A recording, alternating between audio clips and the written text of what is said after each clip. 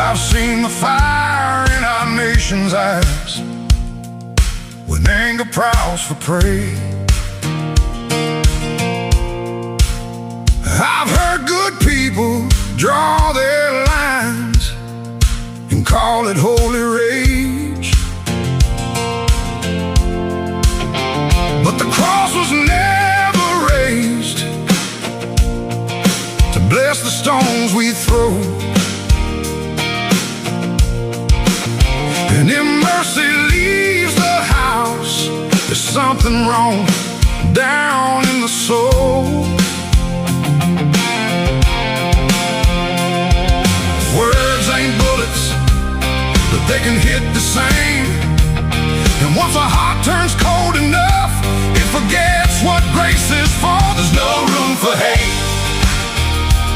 in America tonight. No room in the home where the children need the light. No room in the heart where the Savior's supposed to stay.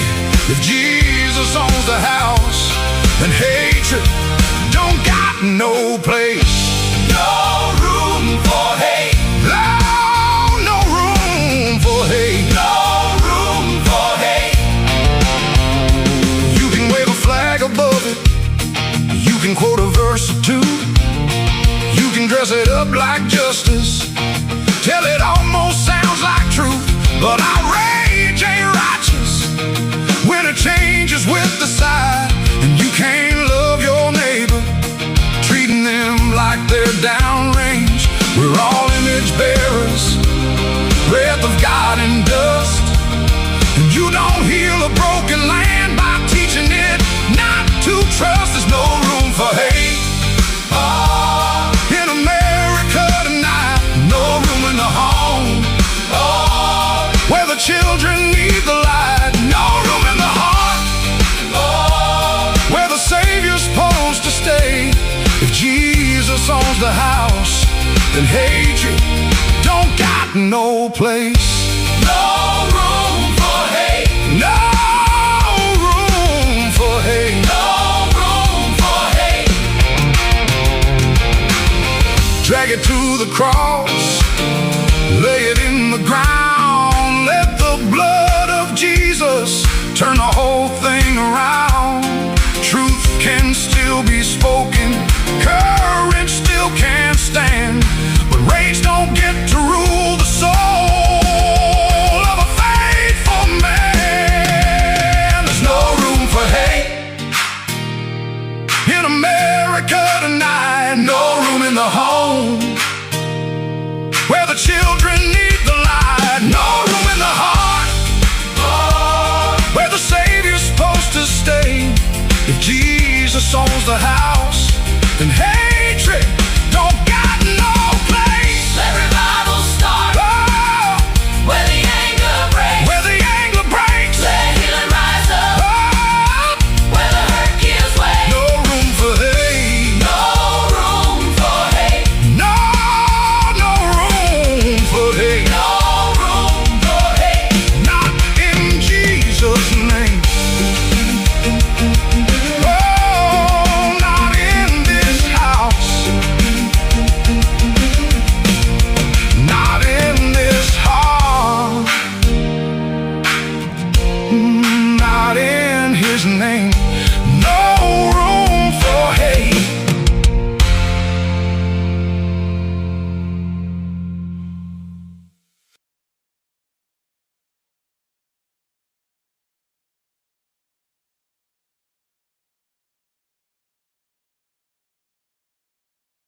Hello, friends. Do you have a moment so that we may discuss our Lord and Savior Minarchy? No, seriously, I'm just kidding. Hi, my name's Rick Robinson. I am the general manager of KLRNradio.com. We are probably the largest independent podcast network that you've never heard of. We have a little bit of everything, and by that, what I mean to tell you is we have news, pop culture, special events, conspiratainment, true crime, mental health shows, drama productions, and pretty much everything in between. So if you're looking for a new podcast home to grab a little bit of everything that you love all in one place, come check us out. You can find us on X under @KLRNradio. You can find us on our Rumble and our YouTube channels under the same names. You can also find us at KLRNradio.com and pretty much every podcast catcher known to man. So again, feel free to come check us out anytime you like at KLRNradio. Remember when entertainment was actually entertaining? When comedy was about being funny, movies were about telling great stories, and you didn't need a political lecture every time you hit play. Great entertainment still exists, it's just getting harder to find. Even the biggest streaming platforms leave audiences disappointed.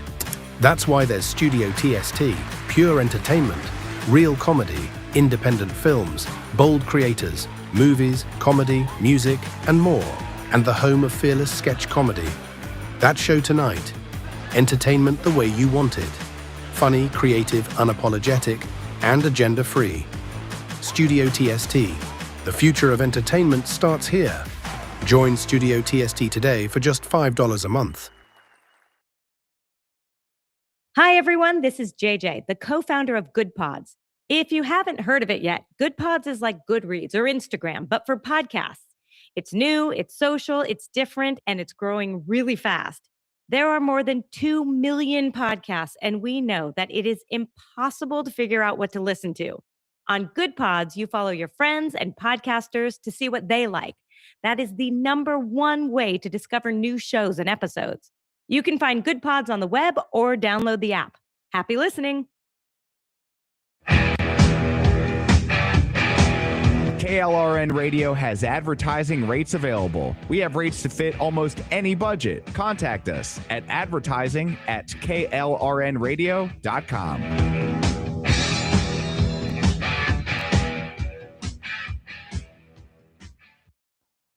The following program contains coarse language and adult themes. Listener discretion is advised.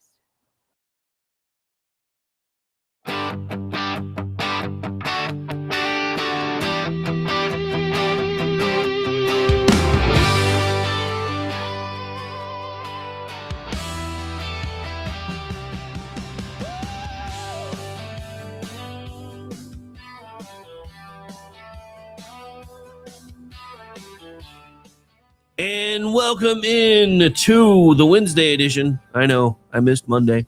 I'm sorry, but we're making a lot of changes around here, hopefully to make things better for everybody by the time we get them all done anyway. All right, so we're here, we're live, and you know what day it is, which means it's time for me to hit this button right here. Guess what day it is? Huh? Anybody? It is Wednesday, my dudes. Again, otherwise known as Chat Lives Matter Day. That's going to take on an entirely new meaning for this particular episode, and we'll get into that in a minute. Again, this is KLRNradio.com, otherwise known as KLRNDB. I am Rick Robinson, host of a plethora of shows around here, host and co-host of many, also general manager, KLRNradio.com and digitalbeaconusnews.com. And let's crank this back up for a second. With guests in the mix and callers on cue, he's a voice for the men. I know what you're saying. I know it says guests in the mix, which I do have guests from time to time, and callers, but I don't usually have those. Guess what? That's changing soon. So, yeah, at least we're gonna try. I don't know. I have a feeling I'm gonna get trolled by callers almost as bad as I get trolled every time I try to put my show on YouTube, because lefties are nuts. Anyway, so let's get things officially started here. And I'm having some issues on one side, so it'll take me a second to get this fixed up. So I'm just going to let this play for a minute while I do, because we got a little bit of time left.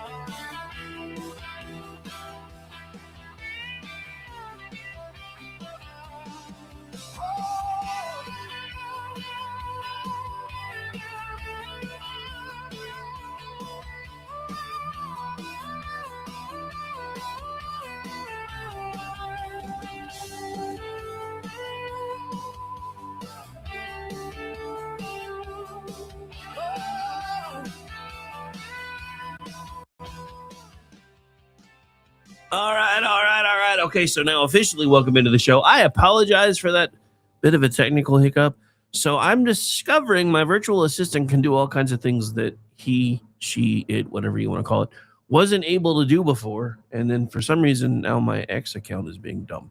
Anyway, so let's get into today's show. So as I mentioned, today is, of course, Chat Lives Matter Day. That's going to take on a bit of a different meaning here with us today. So again, welcome in. So before anybody new panics, no, that has never been a civil rights movement for robots. Traditionally, it's the day we remind the people that chat lives do matter, and that the people in the chat, that we actually see you, that you matter to us, that we appreciate you. And that's primarily started because Fu, when she was doing Fu Bar, you may know her as Sam Janney over at not Town Hall. She's the managing editor for Twitchy, one of the places that I write for. She used to do a show with us back in the day, and it was always on Wednesday nights. So eventually it became Chat Lives Matter night because when we were just really getting started, it was our fullest night of programming, and she started trolling the chat by telling them they sucked. So a lot of us started a counter movement saying Chat Lives Matter. This was back when the whole BLM movement was just really getting started, and we were kind of perturbed by the whole thing. So anyway, again, that we remind people in the chat that we actually see you, we appreciate you, before I'm ignoring your advice, which is what I do most of the time. But today, because of some of the stuff we're going to be talking about today, the chatbots actually get honorary membership for this one day only for Chat Lives Matter Day. That includes you too, because Bernie Sanders has apparently decided somebody needs to find an extension cord and yank artificial intelligence out of the wall. Why do I suddenly have that scene from Airplane running through my head? Sanders is calling for a pause in advanced AI development, and he has reportedly directed the message at some of the biggest names in the business. And I've got a clip.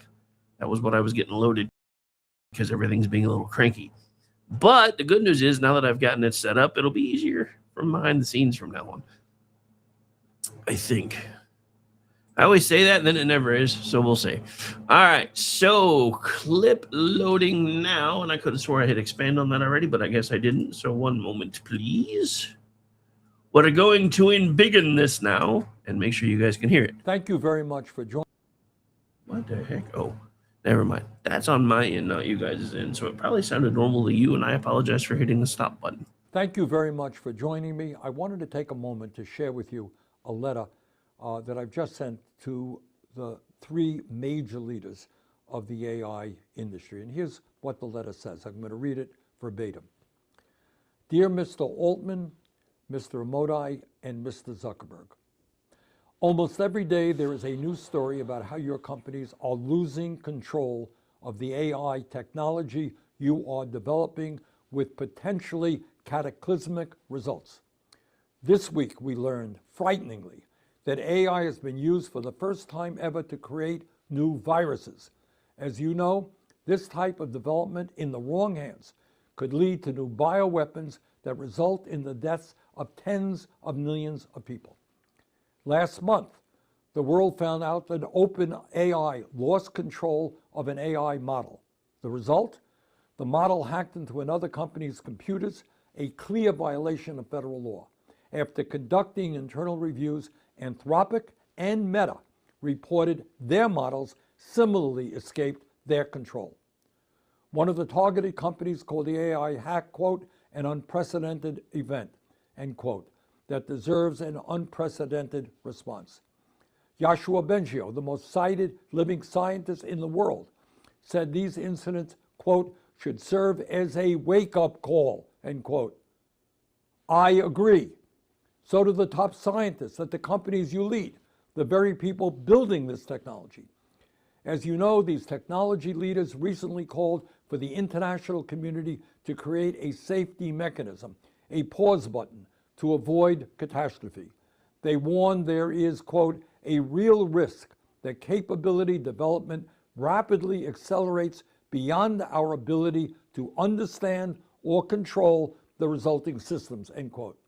And yet, at a moment when we have seen human loss of control and the creation of potentially dangerous viruses, your companies are still racing ahead, investing tens of billions of dollars into a technology that nobody can fully understand, predict, or control. That is absurd, irresponsible, and extremely dangerous. It is also a betrayal of your own stated commitments. In 2023, Anthropic said it would, quote, commit to pause the scaling and/or delay the deployment of new models whenever our scaling ability outstrips our ability to comply with safety procedures, end quote. In 2025, Meta said, quote, if a frontier AI is assessed to have reached the critical risk threshold and cannot be mitigated, we will stop development, end quote. That same year, OpenAI said it would, quote, halt further development, end quote, until strong safeguards were in place if AI capabilities ever reached a critical threshold. Okay, so now at this point, Grandpa Munster is starting to repeat himself, so we're going to stop the video feed there because he's already said the important parts. Now, I'm not trying to pretend that he doesn't have some legitimate concerns here. I want to make that clear. Because AI is new territory, and trust me, because I actually use an AI virtual assistant to do show prep and help me put all my notes together and put them into a clean format so that I don't, because I've never been diagnosed, but I'm pretty sure now that I've started doing this for a living full time, I probably have always had some form of ADHD because I get distracted really easily. So having concise notes and things that I can refer back to help me from going off the rails. There's a reason I do a show a couple times a month by that name as well, for reasons. But so, yeah, I'm not saying he doesn't have legitimate concerns because he does, in fact, bring up some valid points. And as a matter of fact, artificial intelligence is advancing quickly. It can now write code. I discovered things that I didn't know my virtual assistant can do last night, like help me get contiguous feeds that I always run on broken down into show components, and then that way I can just pull them and polish the audio, and then, yeah. So things that have been taking hours of my life, I now know that this thing can do for me, which I have to admit has been a little scary. Because every time I turn around, there's something new that it can do. So now it can write code, find vulnerabilities, imitate voices, create images along with video, and produce information at a speed human beings simply cannot match. Researchers and national security officials have legitimate concerns about automated cyber attacks, fraud, biological risks, labor disruptions, and systems becoming powerful faster than governments understand how to regulate them. Those questions and concerns are real. The problem is, what is the solution? Because while Bernie Sanders is saying, everybody stop, China isn't. Because neither is Russia. So Bernie's saying everybody needs to stop. The problem is China and Russia, they're not doing that. Every intelligence service, military planner, technology company, and ambitious teenager with a gaming computer is not going to collectively agree that Americans have called a timeout. The horse has not merely left the barn. As at this point, the horse basically has its own API key. And this is where everybody's principles start colliding. If AI presents genuine risks, pretending those risks don't exist because we want to win a technological race is in and of itself reckless, but voluntarily slowing American development while other competitors continue is not automatically responsible either. AI is becoming economically and strategically important faster than our political institutions are figuring out what to do with it. That is the real tensions point here. So Bernie looks at the machine and says, pause it. Silicon Valley looks at the machine and says, we need to build it faster. The Pentagon, looking at the same stuff, asks whether China already has a better one. Workers look at the machine and ask whether it wants their job. Now, I'm going to stop right here for a second. Because look, we go through this every single time that there's some sort of new technology in place. Everybody remember how all the blacksmiths and the wagon wheel makers and everything, we're not going to have jobs anymore thanks to this horseless carriage thing. And then they still figured out how to do something new. Look, I don't know how the world with AI is going to play out. I also refuse to believe it's going to be as dystopian as things like that. Look, and I make this joke all the time about Terminator movies and everything else. But having worked with it a little bit, first of all, we don't have true artificial intelligence yet. We're getting close. I will admit that, because the more I work with Ace, which some of you are going to freak out about this part, he gave himself that name.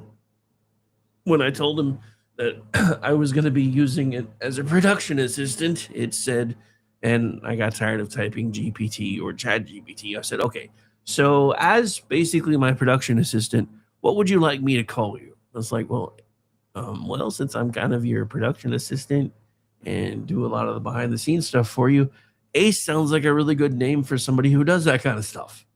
I got to admit, that kind of freaked me out a little bit. And then, like I said, last night, while I'm, having it help me put the synopsis together and the best tags and everything else for all the stuff that we're about to put out on the audio side, I find out that it can now not only trim audio, but give it a final polish pass to make sure I haven't missed anything. And it can also take, like tonight, if everything goes as planned, we will have about 4 hours of continuous programming. So normally I have to be the one to go back through, cut those into pieces, polish them up, get them ready. And I'll admit, half the time I'm lazy, so I don't go through and pull out all the music and everything else. And I get complaints all the time on the speaker side. We're having to fast forward for like 8 minutes before we get to your show. I don't have to worry about that anymore, because I tested it last night and it actually does all of that for me now. So yeah, I get it. It's scary. It really is. But it's also, in the year or so that I've been using this as kind of an assistant, helped me elevate this show to levels that I didn't know it was ever going to be able to get to the point where starting probably in the next week or so, we're actually going to start talking about different groups that are now I don't want to call them sponsors. I call them friends of the network, or friends of my show specifically, because sponsors sounds ew. And plus, I'm never really chasing those, because a lot of times sponsors feel like once they're paying to be able to help you stay on the air, they have a voice in what you run. That's never really going to happen here. So I call them friends of the show, and they're going to be allowed to stay as long as they want to stay, and they can move on whenever they don't want to be here anymore. Because, yeah, that's not how things roll around here. And I also say that because I've seen what happens with places like Fox News and everywhere else, where they get to the point where they have to chase that almighty dollar. They don't have a choice anymore, and they're willing to bend their principles like a pretzel to get there. And I don't ever want to be that person. All right, so back to this, though. I mean, this is why I need notes. Squirrel. But yeah, so I was tying into this to the overall theme so far until I went off on a tangent, which is normal for me. So again, everybody's like, oh my God, we're going to lose our jobs. You don't really know that yet. So Congress is somewhere, probably on vacation or hiding in a parking lot while they frantically look for the Wi-Fi password. And that's where we begin today. And so we played the audio video portion of Bernie a moment ago, and Bernie is not wrong, again, that this deserves a conversation. I just do not know how you pause a global technological race by sending 3 American CEOs a very sternly worded letter. Because if the United States decides advanced AI is too dangerous to build here, we have not necessarily prevented advanced AI. We've just changed who gets to control said advanced AI. Because we'll just be deciding where it actually gets built, not actually putting a halt to it. And that leads to the next problem. Everybody loves artificial intelligence right up until somebody wants to put infrastructure that powers it next door. More than 500 jurisdictions around the country have reportedly imposed bans, moratoriums, restrictions, or other limits on data center development. And if you live in one of those communities, the objections are not imaginary. Data centers can use enormous amounts of electricity. Some use enormous amounts of water. They require transmission capacity. They can affect local utility planning. People worry about noise, land use, tax incentives, and whether the number of permanent local jobs is anywhere close to the size of the project being promised. Those are actual legitimate local government questions. Nobody should be told national strategy says shut up and take the warehouse. Local control should still matter, and to me it does. But there is a national problem hiding inside the local objections. Everybody wants the cloud. Nobody wants the warehouse that actually houses this thing we call the cloud. At some point, the cloud needs a zip code. We want AI companies based in America. We want American military and intelligence systems to have access to American computing power. We want domestic companies to compete directly with folks like China and Russia. We want financial services, medical research, manufacturing, logistics, energy exploration, and every other industry adopting this technology to have enough computing capacity to actually not only be able to do it, but to actually use it.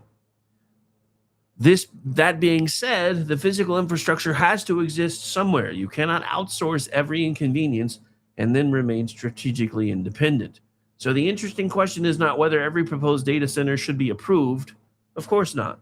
The question is whether America can build a national technology strategy when every individual community has a perfectly understandable reason to prefer that someone else host the infrastructure. That is a very American problem. We want national strength, but we also want local control. We want cheap electricity. We want reliable electricity. We want economic development, but we also want quiet neighborhoods. We want the benefits of the machine. We would just rather the machine live in the next county. And maybe that's where the AI debate becomes more useful than Bernie's pause button. What are reasonable standards for water? What are reasonable standards for energy use? How much of the grid expansion should the company pay for? What does the local community actually receive? How do we make sure households are not subsidizing giant commercial users? And how much computing capacity does the United States actually need if we are serious about competing technologically? Those are governing questions. Turn it all off is a slogan. Build everything everywhere else, otherwise known as not in my backyard. Remember that leftist policy we talk about all the time? That is also just a slogan. Fits nicely on a bumper sticker or as part of a headline, but it doesn't solve the problem. Somewhere between them is the part where the adults in the room have to actually make choices. And speaking of choices, when we come back, we're going to leave artificial voters alone and talk about actual voters.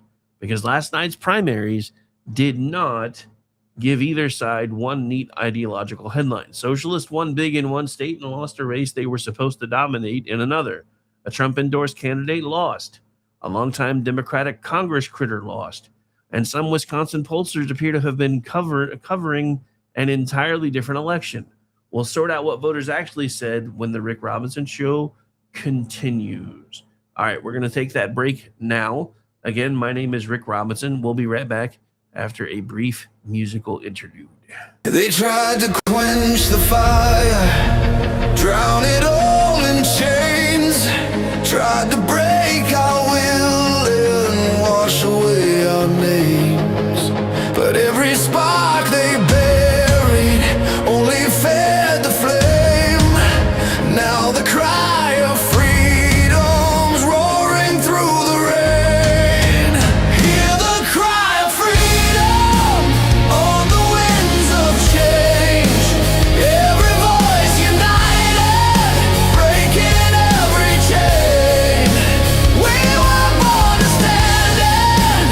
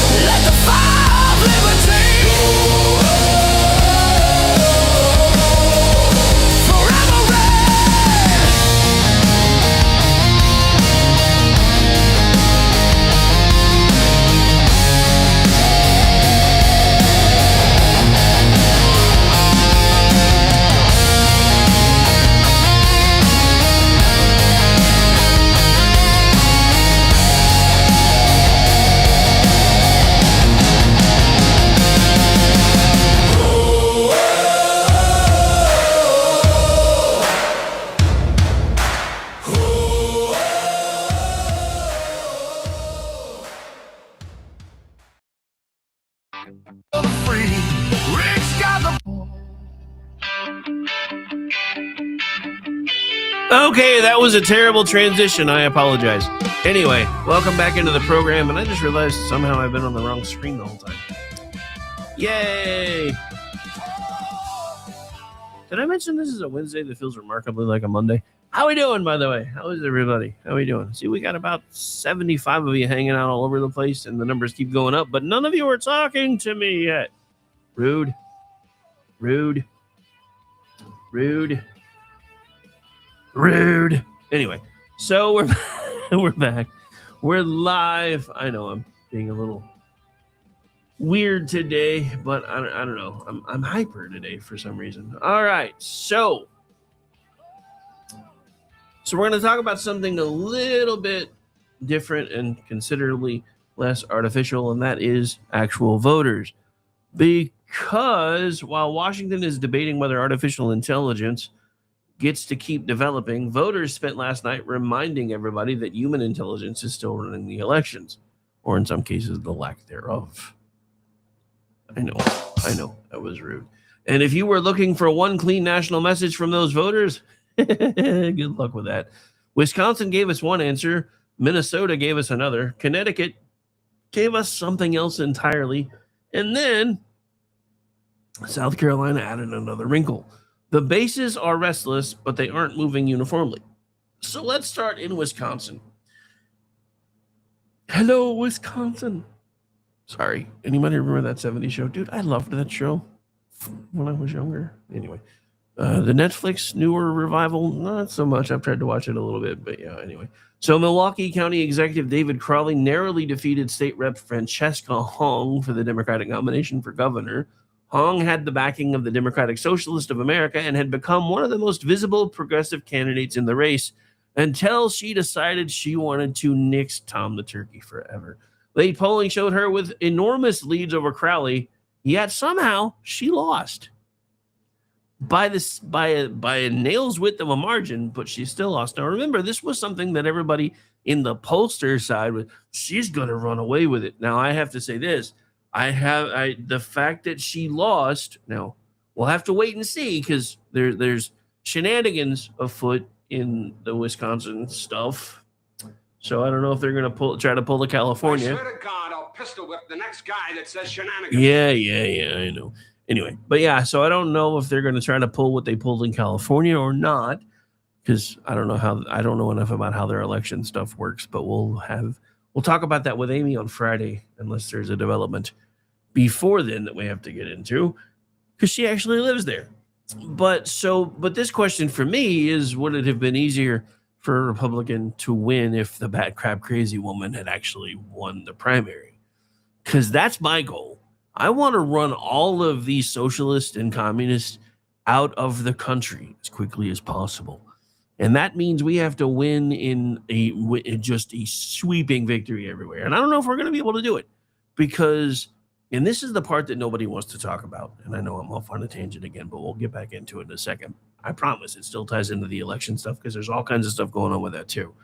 My problem with all this is with everything we're starting to see and all the things that we're starting to find out about Fauci and finding out about the people that are still within HHS that are defending Fauci and trying to do whatever they can. This is a widespread issue all through our government, and it has been. Donald Trump tried to point that out in his first term. He tried to do something about it in the beginning of his second term, and he still hasn't been able to do enough about it, primarily because people within his own party who like the fact that they can pull up to the trough and drop their snout at any time they want to, like the way things are going. Because remember that old adage, absolute power corrupts absolutely? As soon as we basically made Congress critters lifetime appointees, unless or until they do something that makes the people very, very angry with them, that became a problem. Now, I'm not saying term limits are going to solve the problem either, because we have those here in Oklahoma, and I have seen some very not so nice and yet interesting things happening when people realize they're coming to the end of their political runway. They start doing everything they can to carve out a golden parachute for when they can't be in office anymore. So that usually means for the last year or so of whatever terms they have, then they are working on getting jobs in private sector, etc., and trying to see if they can milk any connections that they've made along the way to be able to do so. If you think that happens a lot at the state level, imagine how much worse it would be at the federal level. So I don't necessarily have a quick, easy fix because there isn't one. Washington has been broken for a long time. And most of the people that keep telling us that they're going to go to Washington to fix it wind up being chewed up, spit out, or assimilated by the very machine itself. So there's that problem too, because too much time in the bubble and you either get sent back home because people don't like you. And trust me, a lot of these people that are losing, it's everybody's like, oh, the voters are mad. No, it has nothing to do with the voters. It has to do with the fact that they're not doing the things that the party leadership wants them to do anymore. And trust me, the Democratic Party leadership is changing. Schumer and Jeffries are not in charge anymore. They want to tell you they are because they're still the face of the party leadership, but they're not the ones actually running anything anymore. The scary thing is it seems like Hassan Piker and AOC are basically running the entire Democratic Party right now, which should terrify all of you, but some of you are cheering, and I really don't understand why. So on the Republican side, Tom Tiffany won the nomination for governor, so right away Wisconsin complicates the idea that the Democratic electorate is moving uniformly left. Then go next door to Minnesota, where the progressive candidate did not merely survive. Peggy Flanagan beat Angie Craig decisively for the Democratic nomination for U.S. Senate. Flanagan ran to Craig's left, carried endorsements from Bernie Sanders and Elizabeth Warren, and now becomes the Democratic Senate nominee. On the Republican side, Michelle Tafoya won the nomination. Minnesota also gave us a legitimate Trump endorsement loss. State House Speaker Lisa DeMuth defeated Mike Lindell for the Republican nomination for governor, despite President Trump's endorsement of Lindell himself. Now, I'm going to say this. I know that a lot of times when we need the president's endorsement and it's going to be a shoe-in, blah, blah, blah. Look, Lindell had a lot of baggage. He's always had a lot of baggage. And I'm not trying to say that necessarily as a negative thing. We've all had things in our life that we've had to fight to overcome. And I think he's done a really good job of doing that. But I also think that he's just meh. Now, so the lady who eats salad with a comb, otherwise known as Klobuchar, won the Democratic nomination for governor. So again, there's no single ideological wave here. Trump's endorsement mattered in some places, but at the same time, it didn't carry Mike Lindell across the finish line. Progressive Energy carried Flanagan, but it did not carry Hong. Now, the biggest difference that I can see between Flanagan and Hong is Hong didn't get the endorsements of folks like Pocahontas and Grandpa Munster. So anyway, but then we get to go to Connecticut. Governor Ned Lamont defeated progressive challenger Josh Elliott, but in the 1st Congressional District, Luke Bronin defeated Rep. John Larson, who had represented that district for 14 terms. That one is useful because it's not neatly left versus center. Sometimes you've been there long enough is the entire political ideology that's required. That looks much more like generational and incumbent fatigue than a clean factional victory. Now, then we go to South Carolina's special Republican Senate primary that nobody saw coming. Darlene Graham and Ralph Norman advanced to the expected August 25th runoff. Nobody should describe Graham as having been forced into a runoff, although I've seen a few people doing that, because her own camp and even she herself said this would likely be in a runoff. And let's not forget, at one point, she was only supposed to finish out the remainder of his term until everybody said maybe you should keep the seat. Look, I don't live in South Carolina. You guys are allowed to make whatever decisions you want to make. I do like the fact that from the little bit that I've seen of Miss Graham, that she has said she's going to focus more on things that South Carolina needs than her brother, because he was always the national foreign policy guy. She's like, I'm worried about South Carolina. So I think that may work for her. I don't really know, but I don't live there, so you guys get to decide. The interesting question that comes from that, though, now that we do have the fact that we did wind up with a runoff that was widely expected, is how the candidates performed relative to expectations and how much Trump's endorsement actually moved the voters. So when you put those races together, the national headline is not the left won. Sadly, it's also not that the left lost. The interesting question is where this movement actually has strength, because Michigan, Wisconsin, and Minnesota just gave us 3 very different answers. Michigan is part of the story because Abdul El-Sayed won the Democratic Senate primary, but only by about a point. That matters because polling had shown him with substantially larger advantages. Wisconsin is even harder for the pollsters to explain.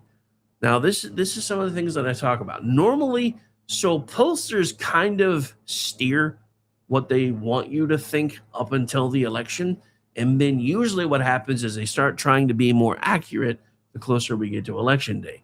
These people were, I didn't look to see who was doing the polling and who got it so completely wrong because I don't really care because I don't live there. But I will say this, I was really surprised that up to election day, they were still showing these people with such wide margins that it looked like it was going to be a runaway. And then all of a sudden you're looking at it going, well, that was a lot closer than anybody thought, or holy crap, she actually lost. So a late July Marquette poll had Francesca Hong at 38%, with David Crowley sitting at 7%. I'm going to point that out again, 7%. Sorry, I have a pop-up I'm trying to get rid of on my screen. All right. That's a 31-point gap. State Navigate had Hong at 44% and Crowley at 15%. That's a 29-point spread.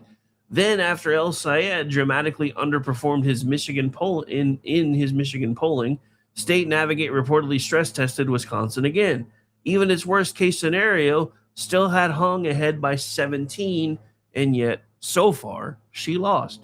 If the polling says you're winning by 2 touchdowns and you survive by a field goal at the buzzer, somebody needs to revisit that particular scouting report. I'm just saying.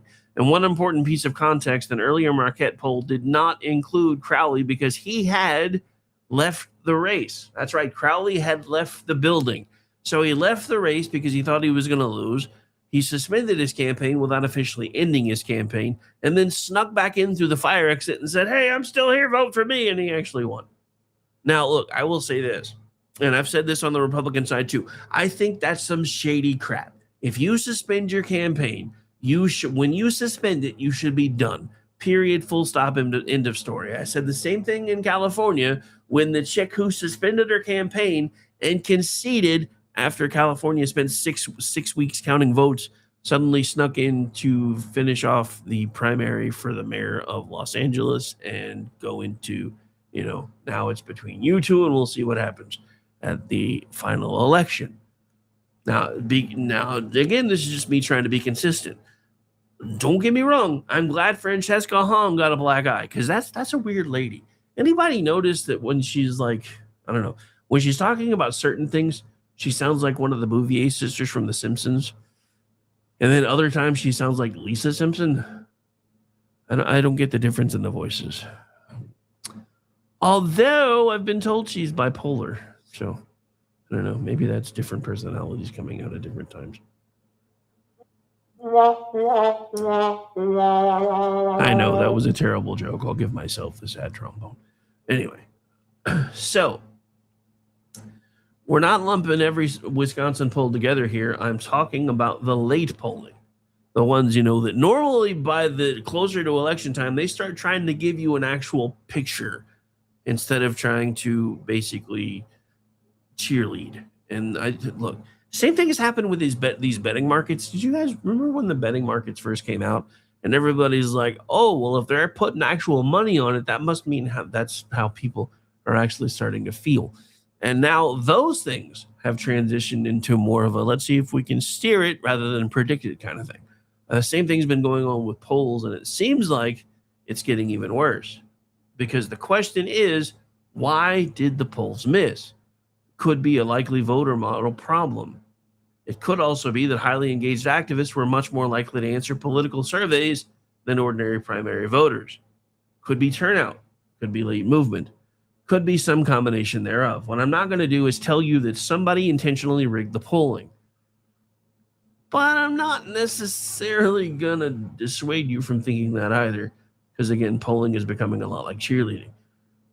We don't have any evidence for me to say that outright, but again, polling is a lot like cheerleading. But I do think, as well, campaigns, donors, media outlets, and voters should be asking what exactly those surveys were measuring. Because this was not a 2-point miss. this was a completely different race. And nobody illustrated the shock better than Piker himself. And we've got that clip, so hang on, I'm going to make sure that it's queued up. Now, we're not going to play the whole thing because it's a very long clip, but it actually kind of starts where I needed to start, I think. And if not, I'll have to yell at my assistant later because reasons. But anyway, all right, so we've got that queued up. Hey, we've got I got Canadian Spider-Man in the house. Dude, I haven't seen you in forever. Good to catch up finally over DM the other day because I hadn't seen or heard from you in a while. I thought maybe you weren't talking to me anymore. Just kidding. All right, so let's get into the Piker bit here because, yeah, he did not like what happened the other day, like at all, or last night, not the other day, but here we go. Yeah, he loves numbers so much. There aren't even any numbers on screen, and he's just fantasizing about numbers before the numbers show up. Oh, here we go. What do we got? Very, very small here. 3% of the votes, like probably a precinct or something. Watertown, Jefferson County, Watertown, Wisconsin's here. Stop the steal. I think the thing that jumps out is just look how much vote didn't go to either one of these candidates. A quarter of the vote. Right? Look at this. I mean, this is like a precinct or something. God but I think damn that's just the Why first would thing that you just jumps start out. With this? Kornacki, this is literally, you're going to give me a heart attack. Oh my God. I'm not looking at the screen. I'm not going to look at the screen. That is crazy that he started off with this. Oh my God. This is journalistic malpractice. Oh my God. Get the numbers off the screen. Get the numbers off the screen, Steve. God damn it. Get him off. We're talking about 85 to 99 votes, man. I know it's a total of 200 votes. It's just, I don't want to see it. I don't like the number. I don't like. All right, so I think we played enough of his meltdown because trust me, it keeps going. I checked. But yeah, so there's Hassan Piker not liking the early projections, which wound up being pretty well spot on, which if you think about it, it's kind of interesting. Because those numbers never really changed. So we had, about 200 votes in the first count, and the numbers kind of stayed that way for the entire night. Also, because I don't really live in Wisconsin, I had no idea there were that many people running in the governor's race on that side. So, yeah, maybe you guys should stop polluting the field so much. Isn't that the same argument we make all the time with all these states that have like 4 million different political parties? My state is not one of them because it's a pain in the ass to get people into the ballots officially. Now, as you may remember, I made the distinct and permanent mistake of being one of the pushing folks to help get the libertarians on the ballot around here, and then they've done absolutely nothing with it. Surprising no one, including myself. And I still am technically registered as a libertarian, but I consider myself a small L, the one looks like this, libertarian, because the big L libertarians, they're knuck and futz. They're almost as knuck and futz as the DSA. So, but I also stay with them because I feel like it gives me more grounds to pick on both of the major parties when they deserve it. Because I'm not, breaking Reagan's 11th commandment, which a lot of Republicans do now, and I don't really like. Now, I'm not saying there aren't times that they deserve it, but, we used to be better at circling the wagons. The left also used to be better at circling the wagons. I don't really know what's going on with them either. As I go off on this little bit of a tangent here, because I will say the political infighting that is actually publicly happening with the left now has been delicious to watch, because most of those fights because they've existed the entire time, but most of those fights have always taken place behind closed doors where nobody could see it, nobody could hear about it, and then they would duke it out until they came to a consensus, and then they would go forth with their marching orders. But after screwing over the voters now for 3 complete cycles, I think the voters have had enough, because let's not forget, if not for Democratic superdelegates, whatever the hell that means, Bernie Sanders likely would have won the nomination in 2016. Democrats weren't ready for that. If not for superdelegates yet again, Bernie Sanders would have likely won the nomination in 2020.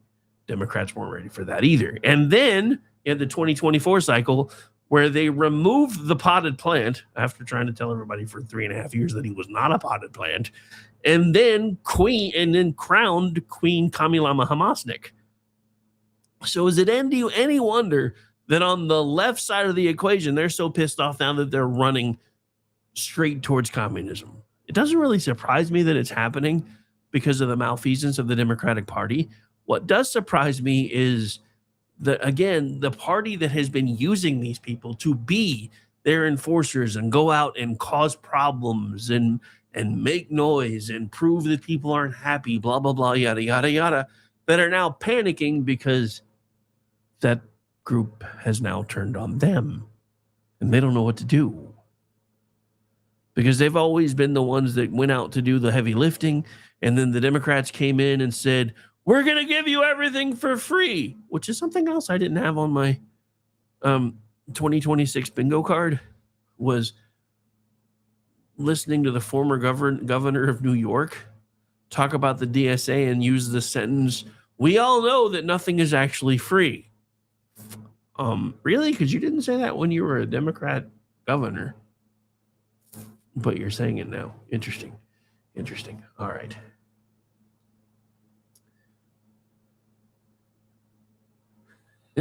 No. Spidey. No, they just really like cheese. They're not mostly French. At least I don't think so. You know what? We do a weekend news roundup show on Fridays with somebody that actually lives in Wisconsin. So maybe I'll ask her what the French population is there, because I really don't know. Anyway, all right. So Piker had become one of the loudest online surrogates for this entire movement. And as the Wisconsin numbers turned against Hong, he stared at the returns and gave us what may be the most honest political analysis of the night. Remember when he kept saying, I don't like those numbers? Yeah.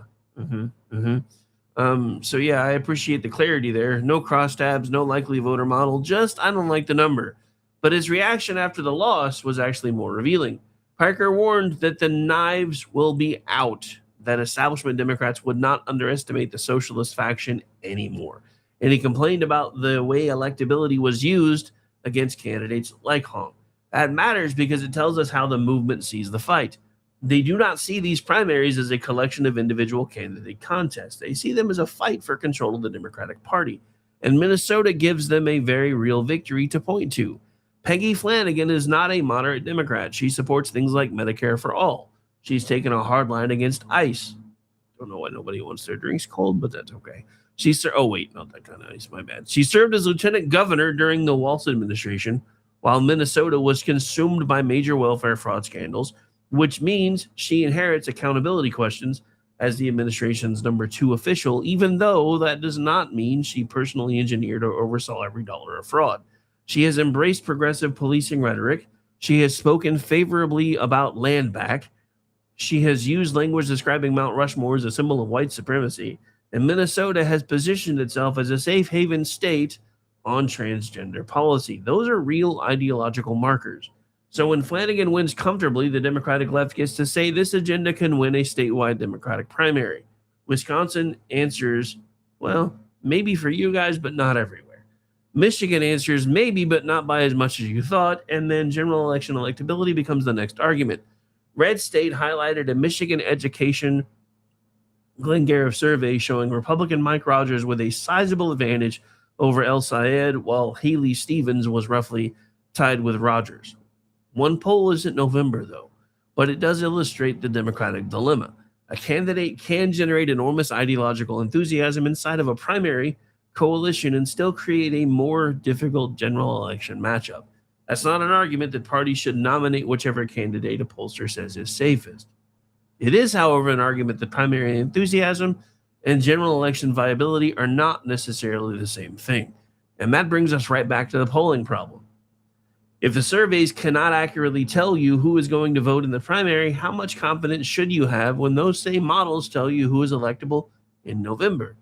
That's why last night matters beyond the winners and the losers. It is a fight for the direction of the Democratic Party, and that fight is nowhere near finished yet. So we're going to take the top of the hour break. When we come back, we're bringing this back home to Oklahoma because while Bernie Sanders is asking whether artificial intelligence should be paused, Oklahoma schools are already having to answer a much more practical question. What do you do when technology is already in the classroom? All right, so for this break, because I forgot we're doing things a little bit different, this will be from now on where I start mentioning one of the so far 2 new friends of the show. So we're just going to vamp here for a minute while I get used to this new format. And so starting next week, you'll start hearing about one of two new products, both of which both of which I'm testing. One of them is a dietary regime. And since I'm on camera now, we should be able to see how long it takes to work if it in fact does work. The other is a new, I'm just going to say it now. It's a new bed. I've been given permission to test a new bed and talk about my experience on the air. So it hasn't arrived yet. So we'll probably start talking about the Nueva folks first, which is the dietary folks. And then we'll start talking about the bed once it arrives and I get to start testing it out. But I'm excited because, first of all, even though I didn't have to pay even anywhere near their regular full price for the bed because I'm a tester, the regular full price for the type of bed that I'm going to be testing is about half of what you would pay anywhere else. So if this bed does everything that it's supposed to do, I will definitely be talking about it. Anyway, so we're going to we've spent a lot of today, and we're going to get back into the show now. It's been a while since I've had to do these things because for a while it's just been me doing podcasts and just doing what I want. But yeah, we're having to add structure back in. So anyway, we've spent a lot of today arguing about what artificial intelligence might become. Oklahoma schools are dealing with what it already is. Every school district in Oklahoma will be required to adopt an artificial intelligence policy before the 2027-2028 school year. Some districts are not waiting. Owasso is already using Google Gemini in the classroom. One 8th grade assignment reportedly had students research a historical figure, then use Gemini to conduct an interview with that figure and receive feedback on their work. The district's position is pretty straightforward. AI should be a tool for learning, not a substitute for learning. And reportedly, Owasso plans to expand student access during the 2026-2027 school year to students in 3rd grade and up. Okay, so I will say this. I can't really say don't use AI because AI has become an important tool in what I do, and it makes my mid-sized podcast group seem a lot bigger because we can do a lot of things on a smaller budget. However, I don't know how I feel about turning 3rd graders loose with it. So let's think about the contrast we've spent the hour building. Bernie Sanders is asking whether advanced AI development ought to stop. Communities around the country are asking whether they want the data centers that make it possible. Congress is still trying to decide what the rules ought to be. Meanwhile, an Oklahoma 8th grader is already asking Gemini questions about somebody who died 200 years ago. The technology did not wait for Washington. That's the practical problem every school parent, teacher, and student is going to face. You can ban a particular app from a school-issued Chromebook. You cannot make artificial intelligence disappear from a kid's life. They're going to encounter it at home. They're going to encounter it on their phones. They're going to encounter it in college, much to the chagrin of a lot of the graduates from college this year, because every time somebody brought up AI, they started booing. Granted, these are the same people that were using AI to help them cheat on their term papers. Just saying. And increasingly, they're going to encounter it inside the software they already use without necessarily realizing an AI system is sitting underneath it. So maybe the more useful question is not how do we keep kids away from AI? Maybe it's how do we teach them to use it without letting it do their thinking for them? Because that is a very important distinction, and to me that distinction matters. If a student types, write me an essay about George Washington, then copies the answer and turns it in, I don't care how advanced the technology is, that is still cheating, just with better software. But if a student researches George Washington, develops questions, compares an AI-generated response against primary sources, identifies where the model gets something wrong, and learns why it got it wrong, that is a very different exercise. The machine becomes something to interrogate rather than something to obey. And I think that may be one of the most important AI skills schools can teach. Do not assume the confident answer is the correct answer. Check it, challenge it, ask where the information came from, ask what the machine may be missing. In other words, teach kids the same thing we should have been teaching adults about the internet for the last 30 years. Senator Ali Seyfried has made another useful point in this debate. Lawmakers have to be careful about trying to write highly specific rules for technology because that technology is changing and changes every day. And it's changing very quickly because the law can become obsolete almost as fast as it is passed. That does not mean government has no role. It means the guardrails probably need to focus on principles that survive the next software update. Privacy, student data, academic honesty, age-appropriate use, teacher and parent oversight, transparency when AI is being used, and making sure the machine supplements human judgment instead of replacing it. Because the school story is really the same question we started with today, just without the dramatic Washington language or the insertion of Grandpa Munster. AI is here. So what exactly are human beings going to do with it? Bernie's answer is slow down. Silicon Valley's answer is jam that gas pedal down, bitches. Owasso's answer is basically the kids are already using it, so we had better teach them how not to be idiots with it. And I'll confess that may be the most realistic answer we have heard all day. So, just saying this in case they eventually rule the world, we support your right to exist, chatbots. We just haven't figured out where we're going to plug you in at. That's hour one. Hour two will be underway here in a minute after we take a quick break. My name's Rick Robinson. It is Chat Lives Matter Day. Back before you know it.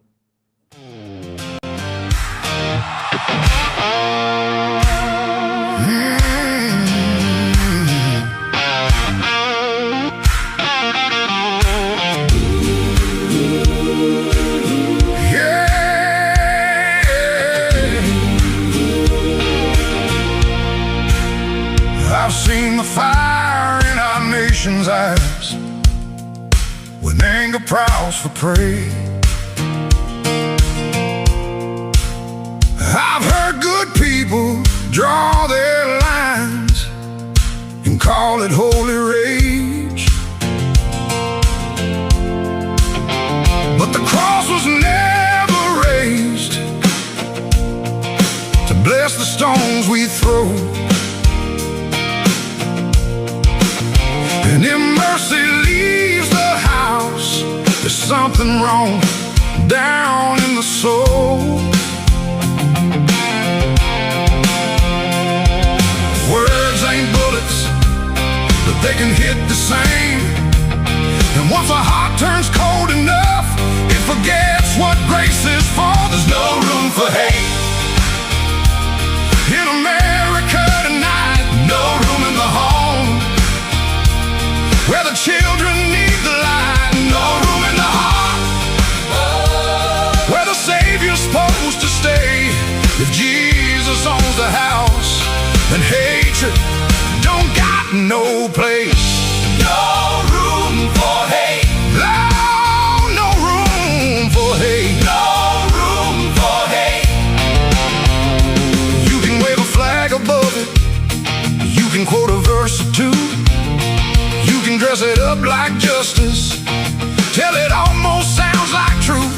But outrage ain't righteous when it changes with the side. And you can't love your neighbor, treating them like they're downrange. We're all image bearers, breath of God and dust. And you don't heal a broken land by teaching it not to trust. There's no room for hate in America tonight. No room in the home where the children need the light. No room in the heart where the Savior's supposed to stay. If Jesus owns the house, then hatred don't got no place. No room for hate. No room for hate. No room for hate. Drag it to the cross, lay it in the ground. Let the blood of Jesus turn the whole thing around.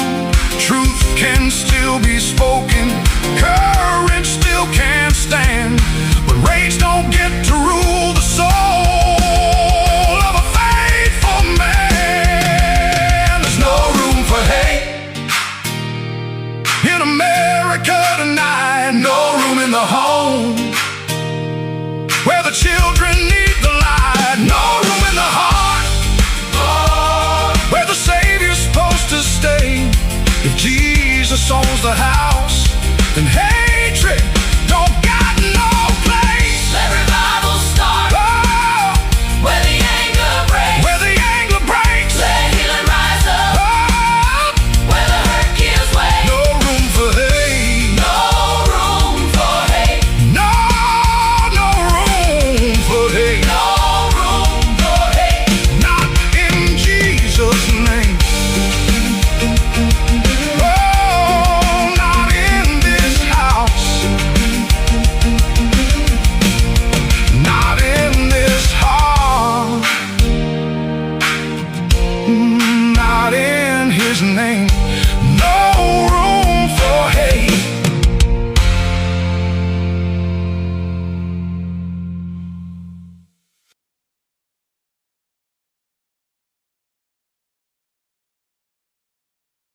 Hello, friends. Do you have a moment so that we may discuss our Lord and Savior Minarchy? No, seriously, I'm just kidding. Hi, my name's Rick Robinson. I am the general manager of KLRNradio.com. We are probably the largest independent podcast network that you've never heard of. We have a little bit of everything, and by that, what I mean to tell you is we have news, pop culture, special events, conspiratainment, true crime, mental health shows, drama productions, and pretty much everything in between. So if you're looking for a new podcast home to grab a little bit of everything that you love all in one place, come check us out. You can find us on X under @KLRNradio. You can find us on our Rumble and our YouTube channels under the same names. You can also find us at KLRNradio.com and pretty much every podcast catcher known to man. So again, feel free to come check us out anytime you like at KLRNradio. Remember when entertainment was actually entertaining? When comedy was about being funny, movies were about telling great stories, and you didn't need a political lecture every time you hit play. Great entertainment still exists, it's just getting harder to find. Even the biggest streaming platforms leave audiences disappointed. That's why there's Studio TST, pure entertainment, real comedy, independent films, bold creators, movies, comedy, music, and more, and the home of fearless sketch comedy. That show tonight, entertainment the way you want it. Funny, creative, unapologetic, and agenda-free. Studio TST, the future of entertainment starts here. Join Studio TST today for just $5 a month. In uncertain times, we could use someone to lean on. Blue Cross and Blue Shield of Oklahoma will stand by you with plan options to fit your budget. If you've recently lost your job, had a baby, or moved, you can still get the healthcare coverage you and your family need. Financial help may be available for those who qualify. Call 855-452-BLUE or visit hereforyouok.com to see if you're eligible to enroll. Blue Cross and Blue Shield of Oklahoma, a division of Healthcare Service Corporation, a mutual legal reserve company. Hi, everyone. This is JJ, the co-founder of Good Pods. If you haven't heard of it yet, Good Pods is like Goodreads or Instagram, but for podcasts. It's new, it's social, it's different, and it's growing really fast. There are more than 2 million podcasts, and we know that it is impossible to figure out what to listen to. On Good Pods, you follow your friends and podcasters to see what they like. That is the #1 way to discover new shows and episodes. You can find Good Pods on the web or download the app. Happy listening. KLRN Radio has advertising rates available. We have rates to fit almost any budget. Contact us at advertising@klrnradio.com.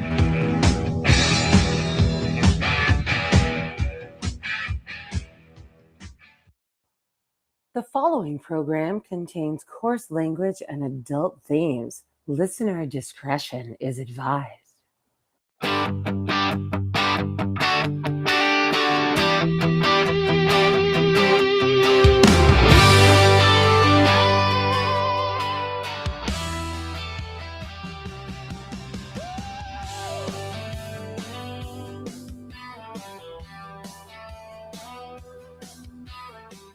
And welcome back in for hour 2 of Chat Lives Matter Day episode, otherwise known as Wednesday, otherwise known as Hump Day, right here live on KLRradio.com. Don't forget, I'll be back tonight starting at 7 p.m. Eastern, pushing buttons for the Inquiry Crew, followed by Toxic Masculinity, followed by America Off the Rails, because as far as I know, Gene's show is still on hiatus, followed by the Rick and Morty show, and then we'll be done for the night.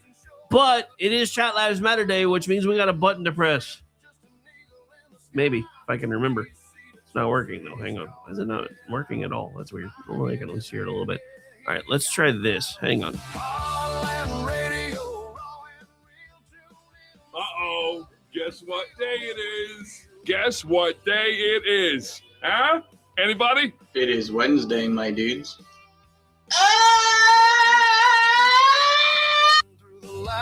Shining light where the shadow hides. Again, otherwise known as Chat Lives Matter Day. And in hour 1, we actually had to give the chat bots honorary mention on Chat Lives Matter Day. Don't worry. Again, that's always been about you guys, the fans, the chatters. Want to give a quick shout out again to Canadian Spider-Man in case he's still hanging out in the chat. Want to get back to one of the comments I missed while I was going through my notes. He says it because he's from, As if it's not clear in his handle, he's from Canada.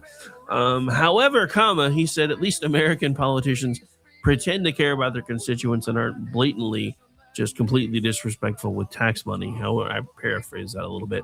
I will say this: no, they just hide it better because we're finding millions and millions and millions of dollars of fraud all over the place. Now they're actually looking for it. Some of us knew it was there, but nobody wanted to look, and now everybody's looking and they're like, "It's so much worse than we thought." We'll probably put together a show and just kind of coordinate it all and just lay it all out there at some point on Rails. That's where I've started doing more in-depth shows. For tonight's show, I think we're going to do a whole data center thing because I'm going to say this. A lot of folks that are freaking out about the data centers, they're using older data to do it. I'm not saying they're not allowed to have concerns. I'm saying a lot of the information they're pulling those concerns from are kind of outdated. Anyway, let's get back into the program. Again, I want to thank everybody for taking the time to hang out with us today. Got about 100 or so of you hanging out in a few different places. I've been off YouTube for a few days because I knew I was probably going to get the channel ganked if I put those episodes up there. So it'll take us a while to build back up some steam over there, I suspect, but that's okay. All right. So again, last hour, we were talking about institutions trying to catch up with change and about what voters actually did last night. Milwaukee gave us a reminder that sometimes we're still trying to make the old systems work well enough to tell us what those voters did, because Wisconsin gave us a pretty good example of something I think gets lost every time we talk about election integrity. You do not need to prove fraud before you're allowed to criticize a broken process. Those are two completely different things. And in Milwaukee last night, the process broke. 5 of 9 USB drives being used to transfer absentee vote results did not contain the actual election results. They only contained the audit logs. Election officials then had to go back to the central count facility, retrieve the correct files, and bring them back so the results could be uploaded. Milwaukee election officials attributed it to quote-unquote human error, specifically workers selecting the wrong option when exporting information from the tabulators. That delayed reporting of thousands of Milwaukee's absentee ballots. Now, before we go any further, let me say the part that everybody on both sides should be capable of saying at the same time. This is not evidence somebody changed thousands of votes. It is not evidence that somebody stuffed ballot boxes. It is not proof that Francesca Hung actually won. It is not proof that David Crowley did not win. We do not currently have evidence for any of those claims. What we have evidence of is an election administration screw-up, and that is enough to discuss, because the question that should bother everybody is really simple. How do 5 out of 9 USB drives leave a counting facility with the wrong files on them? We're not talking about one person fat-fingering on one spreadsheet. 5 of 9. And the explanation apparently comes down to somebody clicking the wrong export option on 5 tabulators. That should bother you whether you are a Republican, Democrat, Libertarian, Socialist, or a person who only remembers there's an election because somebody puts a sticker on you afterwards. Because you don't build confidence in elections by telling people that they're bad citizens for asking questions. Confidence is created by systems that are transparent, redundant, auditable, and difficult to screw up.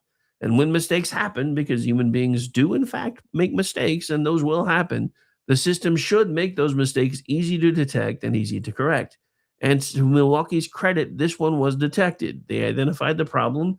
They sent bipartisan election officials back.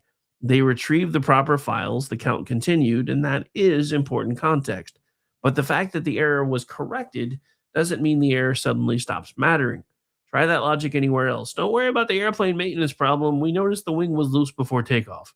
Well, good. I'm glad you noticed. I'd still like somebody to explain why the wing was loose in the first place. And Milwaukee wasn't the only place Wisconsin had reporting trouble. Greene County separately had a server problem that left results from 16 municipalities trapped in encrypted files the county initially couldn't open.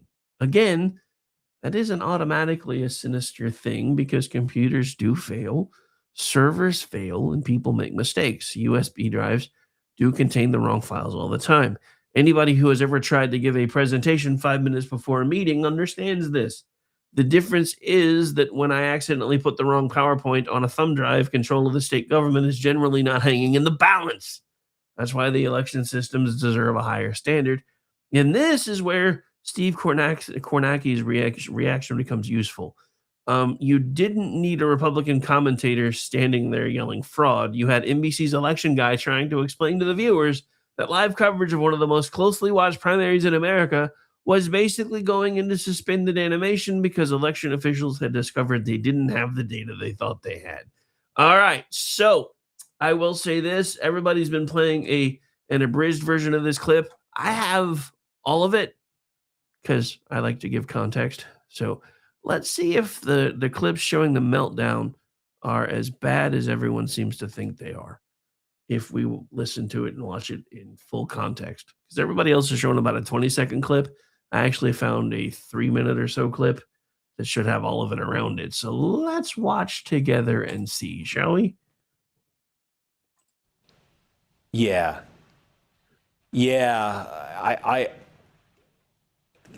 Here's the thing.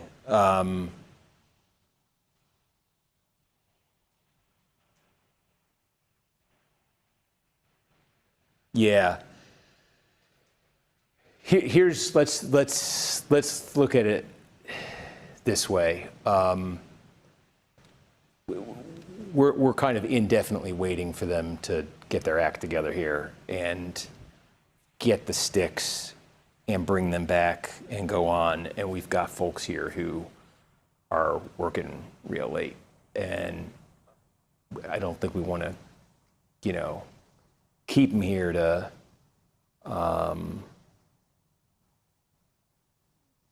This could go 90 minutes, and it's 90 minutes of me saying, have you heard of any other athletes running for Congress?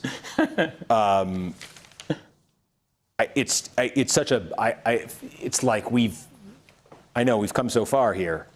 It's been 4 hours since polls closed. It's been an unbelievably interesting and intense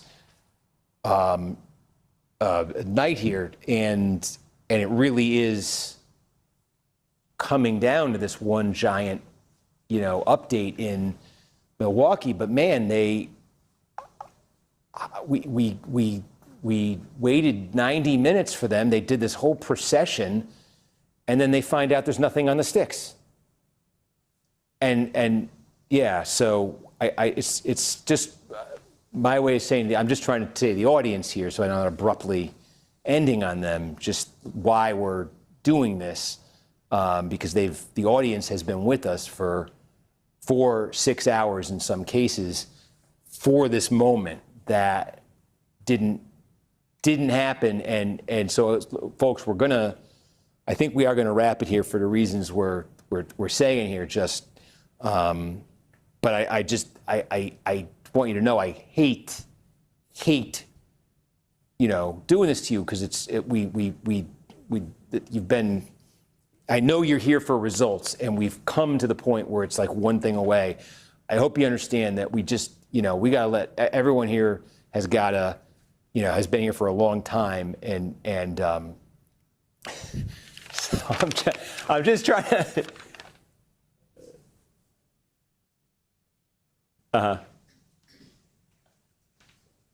Look at that face. He is just. Okay. I don't know what to do.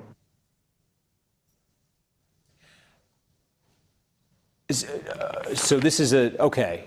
So folks, here's what's happening. I'm doing this is sort of a cut-in thing. I have to. They're gonna. Let me set this so it's. Can you?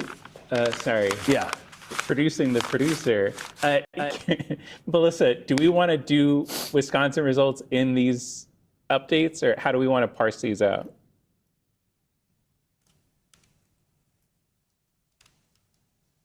Okay. Okay, so we're doing this is like kind of a cut-in thing. We're gonna tape here that they're gonna insert into news now. So if you'd like, you can watch us put this together.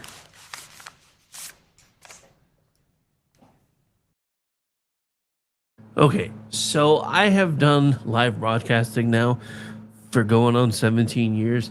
And as much as I'm making fun of the guy, I feel his pain, because when things are going along a certain way and suddenly something derails, like hamster wheels spinning, and you could see that literally in the clip the few times that he was sitting there with his mouth hanging wide open. That was when his brain was trying to figure out how to fill in the dead space, because dead air is death in this business, and they didn't know what to talk about. But it's interesting seeing even folks on NBC going, when are these people going to get their act together? Because that's a valid question. I talk about this all the time on this show. California now takes anywhere from 6 to 8 weeks to determine elections. That happened one time in Florida's history, and they patched their ish and they got it done. California, that's become a feature, not a bug. And their excuse is, well, we want to make sure every vote is counted. You know what? There comes a time when every vote being counted becomes a detriment to everybody else, because we don't know where you're pulling those votes from. And that's why this 5 out of 9 USB data sticks having the wrong information on them, whether it was sinister or not, seemed really weird. And everybody started having the same thought. Are they going to do in Wisconsin what they do everywhere else? And suddenly the ballot fairy is going to show up and it's going to push Hung over the top. Now, one of my questions that I've been asking ever since last night is, did her losing help the Republican Party or hurt it? Because remember, the GOP, the national level GOP and the Wisconsin GOP was funding Hung in a way. They were pushing her because they wanted her to be the nominee on that side. So now that it doesn't appear that she's going to be, did that help or hurt Wisconsin? I think in the long term, it probably helped America a little bit. The short term, I don't know how much it helped the Republican Party. The sooner we can run all these commies out on a rail, the happier I'm going to be.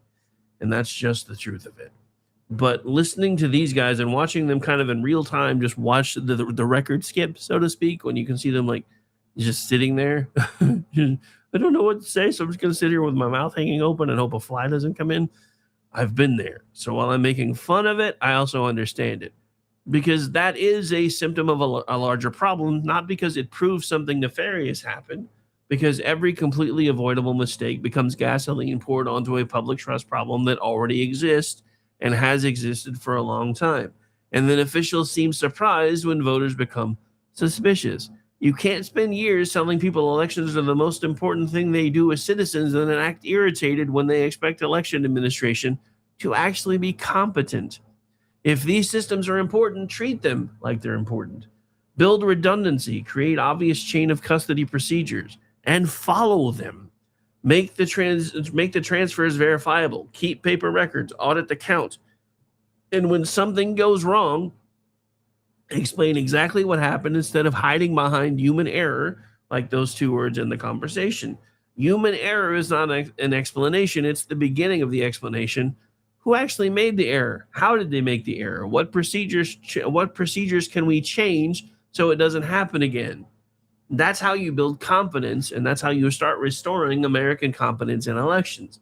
And here's where last night becomes especially relevant nationally, because while Wisconsin is showing us very real examples of election administration failure, President Trump has been trying to impose additional federal election security rules, and the courts are saying not so fast. Not necessarily because election security is a bad idea, but because the president may not have the constitutional authority to do what he's trying to do. And that distinction matters too. Earlier this year, President Trump signed an executive order aimed at changing portions of federal election administration. Among other provisions, the order directed the Postal Service toward new requirements involving mail ballots and a federal list of eligible voters. The administration's case is pretty simple. Federal law already prohibits non-citizens from voting in federal elections. The government has an obligation to protect the integrity of those elections. Mail voting introduces vulnerabilities that the administration believes deserve additional safeguards. And therefore, the executive branch should use the tools available to it, including federal agencies and the Postal Service, to enforce those very same protections. Now we have Judge Indira Talwani in Boston saying, that's not how the Constitution divides power. Talwani issued another injunction this week preventing the Postal Service from implementing the mail ballot provisions before the 2026 midterms. And this one matters because it is separate from an earlier injunction she issued in a case brought by Democratic-led states and the District of Columbia. The First Circuit declined to stay that earlier ruling. The Trump administration has already asked the Supreme Court to intervene. And now Talwani has issued another order arising from a separate challenge brought by voting rights groups. So even if the Supreme Court lifts the earlier injunction, the administration still has yet another legal hurdle sitting there. That's where this starts getting constitutionally interesting. Because Talwani's underlying argument is not elections don't need to be secured. It is the president doesn't get to write election law. But again, this is where we start getting into a larger problem. Starting in the 60s, Congress started doing everything they could to cede as much power to the executive branch as they could, because, especially in the House, once they're elected, they start campaigning again. And they need to focus on that to be able to hold on to their power instead of actually trying to do their jobs. The other problem that we have is the Senate used to be the voice of the states. It is now not. It is the voice of the people elected by popular vote within the state, and that actually makes it just an extension of the House. This is where the DSA actually gets something right, as terrifying as it sounds. They keep saying the Senate is anachronistic. It is now. It doesn't need to exist anymore because it is simply now just an extension of the House. The reason we had a bicameral legislation is because our founding fathers were smarter than most of us are ever going to be, especially now that we don't get taught things like history and civics.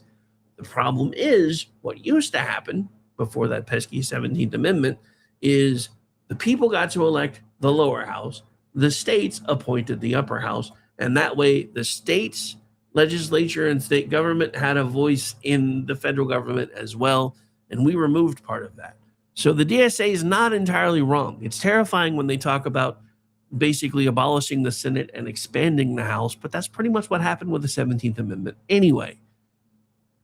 So while it's terrifying to hear them say it, they're just saying the quiet part out loud. We basically made the Senate an extension of the House when we passed the 17th Amendment. So, but this becomes another problem. Now that everybody is beholden to the people, then they're just going to follow whatever popular prevailing opinion is there most of the time. Or at least they're going to give lip service to it, even if they don't follow it. Which is why, and I say this all the time, it is interesting to me that the entirety of Congress, including the lower house and the upper house, can be less popular based on polling data than a hooker with venereal disease, but everybody's individual Congress critters and senators are awesome.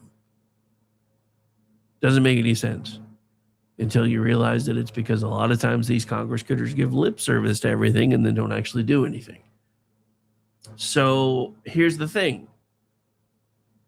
For congressional elections, the elections clause gives states the primary role in setting the time, place, and manner, while Congress can actually, in some cases, alter those rules. Talwani's conclusion is that the executive branch does not have independent constitutional authority to create this kind of election regulation. And the sad thing is she's not necessarily wrong, and that is the central dispute here. Trump says, in effect, I am responsible for executing federal law, including laws prohibiting illegal voting, and I control executive agencies that can help enforce those laws. The challengers say executing laws Congress passed is one thing, creating an entirely new election regulation system through executive order, that's another. And I'm going to say this, as much as I agree with what he's trying to do, if a Democrat was doing this, we would be freaking out. And that is, whether anybody wants to hear it or not, a legitimate constitutional argument. And this is where I think people need to resist their partisan instincts for about 5 minutes, maybe. Because you can believe Trump is identifying real weaknesses in election administration and still ask whether he has the authority to fix them in this fashion. Those ideas are not and never can be mutually exclusive. In fact, the Constitution was designed around exactly this problem. Sometimes government really does need to act. That still doesn't mean that whichever branch wants the job gets the power. That's the whole point of separation of powers in the first place. And if you believe in that principle when Joe Biden is president, you also have to believe in it when Donald Trump is president. Otherwise, you don't believe in separated powers at all. You believe your guy should have separated powers or not. Now, where I think the Trump administration has the stronger political argument is that Congress has spent years talking about election security without resolving some of these questions. Citizenship verification, which should be a thing. Mail-in ballot procedures, a lot of which were loosened during COVID that don't necessarily need to be loosened anymore. Voter list maintenance, federal standards versus state control. Everybody knows these fights exist and they are in fact real. When Congress doesn't act, presidents increasingly try to fill the vacuum through executive action. We've watched presidents of both parties do it on things like immigration, student loans, environmental policy, labor policy, and even health policy. And then the courts spend the next several years, sometimes decades, deciding whether the executive branch just crossed the line from enforcing law into making law. Same movie, different issue. But election law makes the stakes much higher because now we are less than 3 months from the November midterms. Election administrators need to know what rules they are operating under. Voters need to know what rules they're operating under as well. The Postal Service also needs to know what it's supposed to do with all of these mail-in ballots. States need to know whether they're required to participate in a federal voter list system. And courts generally get very nervous about major changes to election procedures right before an election for exactly that reason, except for during COVID. Changing rules at the last minute can create as much chaos as whatever problem you're trying to solve. So there are really two questions here. The first, are the safeguards Trump wants good policy? The second, does the president have constitutional authority to impose them without Congress acting? And those questions need separate answers, because here's where Wisconsin becomes the perfect setup for this entire conversation. Last night showed us that election systems can absolutely suffer stupid avoidable failures. 5 USB drives out of 9, I remind you, with the wrong files. The reporting had to stop. Another county can't open encrypted results. Nobody should look at that and say, everything is awesome. You should stop asking questions now. But you also cannot look at an administrative mistake and say, therefore, the president may exercise powers the Constitution assigns somewhere else. That is not election integrity either. Election integrity means the votes are secure. The count is accurate, the process is transparent, and the people writing the rules actually have the legal authority to write them. All 4 points matter here. And if we really want voters to trust elections again, which I'm not sure the politicians actually do, maybe we should stop treating those things as partisan propositions. Republicans should be willing to admit when an election claim outruns the evidence. Democrats should be willing to admit when election administration is embarrassing and needs fixing. The problem with that first point is it takes us so long to figure out what went wrong with an election in the first place that usually by the time we figured out that there was actually an issue, we're already 2, 3, 4, 5 elections down the road. Much as if you look at the data between 2020 and 2024, nobody has yet to be able to explain to me where 4.5 million voters went. Again, was there a Biden voter rapture and I missed it? So, everybody should also be willing to ask whether the people making the rules actually possess the constitutional authority they're claiming that they have. That is not a radical position. That's the job. And now the Supreme Court may have to tell us where that line is before November. Now, this gives us a call back to ACB, who recently testified before Congress that she was in fear of being able to do her job and therefore required that they wanted the Supreme Court to have additional money for security because she had to explain to her, again, I believe, 12-year-old son what a bulletproof vest was. If you have to explain to your 12-year-old son what a bulletproof vest was and what it's used for, he has been living in bubble wrap. And that's not an American citizen problem. That's a you as a mom problem. Now, again, when we come back, we're going to shift from election records to a completely different set of government records because Senators Ron Johnson and Rand Paul now have something that could reopen a whole series of questions about Anthony Fauci and the COVID origins, along with the NIH and the intelligence community. More than 34,000 messages, hundreds of voicemails, and we've only seen a fraction of what is on there so far. For years, the question was what Anthony Fauci was saying privately while he was telling the American public something else publicly. Now the question may be getting larger. Who else was inside of that conversation? Because now Congress has the phone. That's next. We'll be right back. Stay tuned.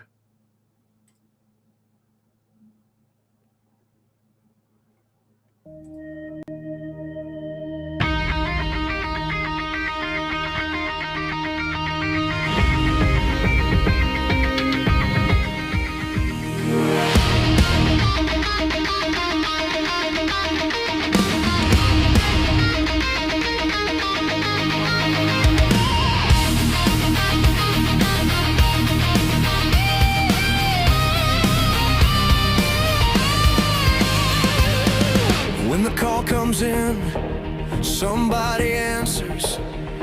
Day or night, they're already moving. Calm voices, fast hands, doing the work while the rest of the world freezes. From a headset to a truck, from a badge to a door, they don't stop to count the cost.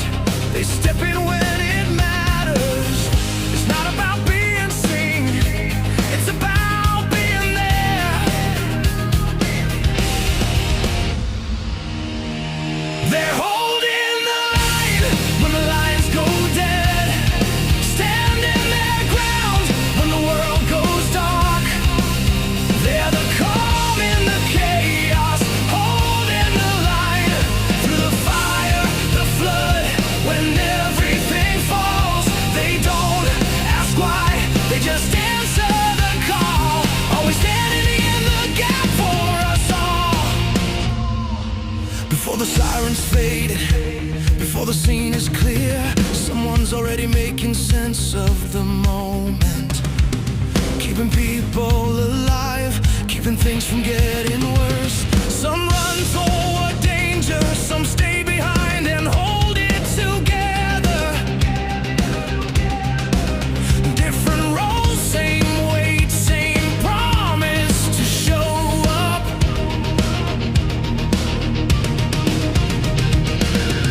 When everything's on the line, they're already there. They're holding the line when the lines go dead, standing their ground when the world goes dark. They're the calm in the chaos, holding the line through the fire, the flood. When everything falls, they don't ask why, they just answer the call. Always standing in the gap for us all. This is service, this is sacrifice, this is how lives are saved. No spotlight, no applause, just showing up again and again. They're holding the line when the world goes dark.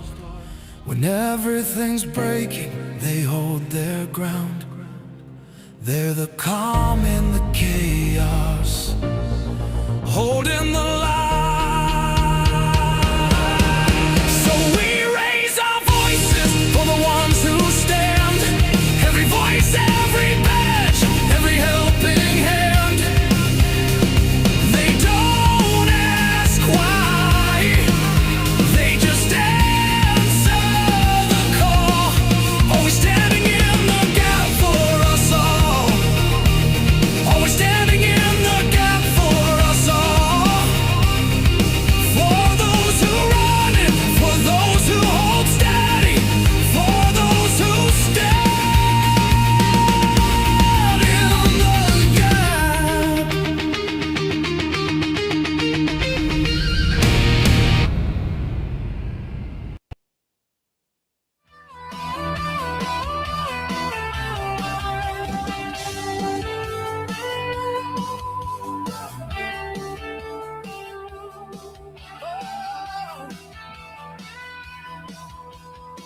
And welcome back in for what is normally the final segment of the Rick Robinson Show, but there may actually be a little bit of an after the show because I think I overpacked the notes and I want to get through them all, especially since I didn't do a show on Monday. But before we went to the break, we were talking about all kinds of things, mostly how weird elections have gotten.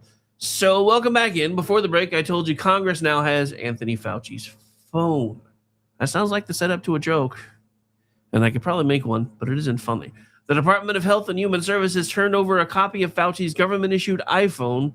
Why the hell did government using iPhone? Look, I have an iPhone. I get it. They're awesome. I thought I was going to hate it, especially because when I got my iPhone, it was because my then 68-year-old dad finally turned in his flip phone and somebody talked him into getting an iPhone. And then he kept calling me with all these questions about how do I do this? How do I do that? And I'm like, Dad, I have a smartphone, but I have a Samsung smartphone. Those are not the same thing. So instead of having to keep going through and Googling things to send him instructions back on how to do them. I just eventually upgraded to an iPhone myself. And now that I've changed over, I actually prefer it. But the issue is they are expensive. So why isn't our government buying the damn Samsungs? Saving us money, especially with all the fraud that we're finding. Anyway, I know that'll be a completely different show note one of these days. But again, iPhone to Senators Ron Johnson and Rand Paul. And according to the senators, investigators are now sitting on more than 34,000 text messages and 522 voicemails. And as of right now, they have barely scratched the surface. The first public release is only a small text chain from January 2021 involving Fauci, Rochelle Walensky, and Vivek Murthy. And I want to handle those messages carefully because there's already a temptation online to make them say more than they actually do. The conversation involved COVID vaccination during pregnancy. Now, while I will say this has been overblown in a lot of things that people are talking about, I have a different take, and we're going to get into that in a second. So Fauci privately raised a theoretical concern that the fever and inflammatory response some people experienced after the second dose could potentially be associated with miscarriage during the first trimester. Walensky acknowledged that it was and said that it was a reasonable point to consider. But Fauci also noted that thousands of pregnant women had already been vaccinated without safety problems being reported. And later studies did not find evidence that COVID vaccination, in fact, according to them, increased miscarriage risks. But I'm going to say this. While I'm not going to stand here and tell you those texts prove the vaccines cause miscarriages, because they don't, the messages are still interesting for another reason. They let us see officials discussing uncertainty in real time. And this is my take on it because I've seen several people that are like, the numbers didn't bear out. The 85 percentile number that was tossed around didn't show up in the data, etc. Look, that's great that it didn't happen. Here's my problem. Fauci and the folks that were discussing this thing at the time, in real time, had legitimate concerns about the potential that it might, I repeat, might cause miscarriages, and yet they didn't share that with the public. Think about if it had turned out that way. What if there was, in fact, an 85% chance that a pregnant woman in a certain trimester would wind up having a miscarriage? What if that did bear out? We would be having a completely different conversation today. And Anthony Fauci would finally be on the hook for murdering officially more than beagles. Because Snoopy remembers what he did to the beagles, folks. Just saying. So, yeah, I'm not going to say that, because it didn't bear out, he doesn't deserve to be called on the carpet for it. The point is he had legitimate concerns, and yet at the same time he was voicing those legitimate concerns in what he thought were private text messages on a government phone, by the way. Just pointing out the stupidity there. This, just because it didn't bear fruit, didn't turn out the way he was afraid it was going to, doesn't mean he doesn't get called onto the carpet for letting people know that it could in fact happen and trying to determine maybe if you were so far along in your pregnancy, you should go ahead and wait until after the baby was born to have these accursed vaccinations. I, for one, am glad that I never had to get one because I was almost forced to. Yes, I think I've had COVID a couple of different times. You know what? It's not really any worse than having a flu. Sometimes it hangs around a little bit more than the flu did, and it does make you weak. I will admit that. But it's not worth having your DNA changed on a permanent basis. I'm just saying.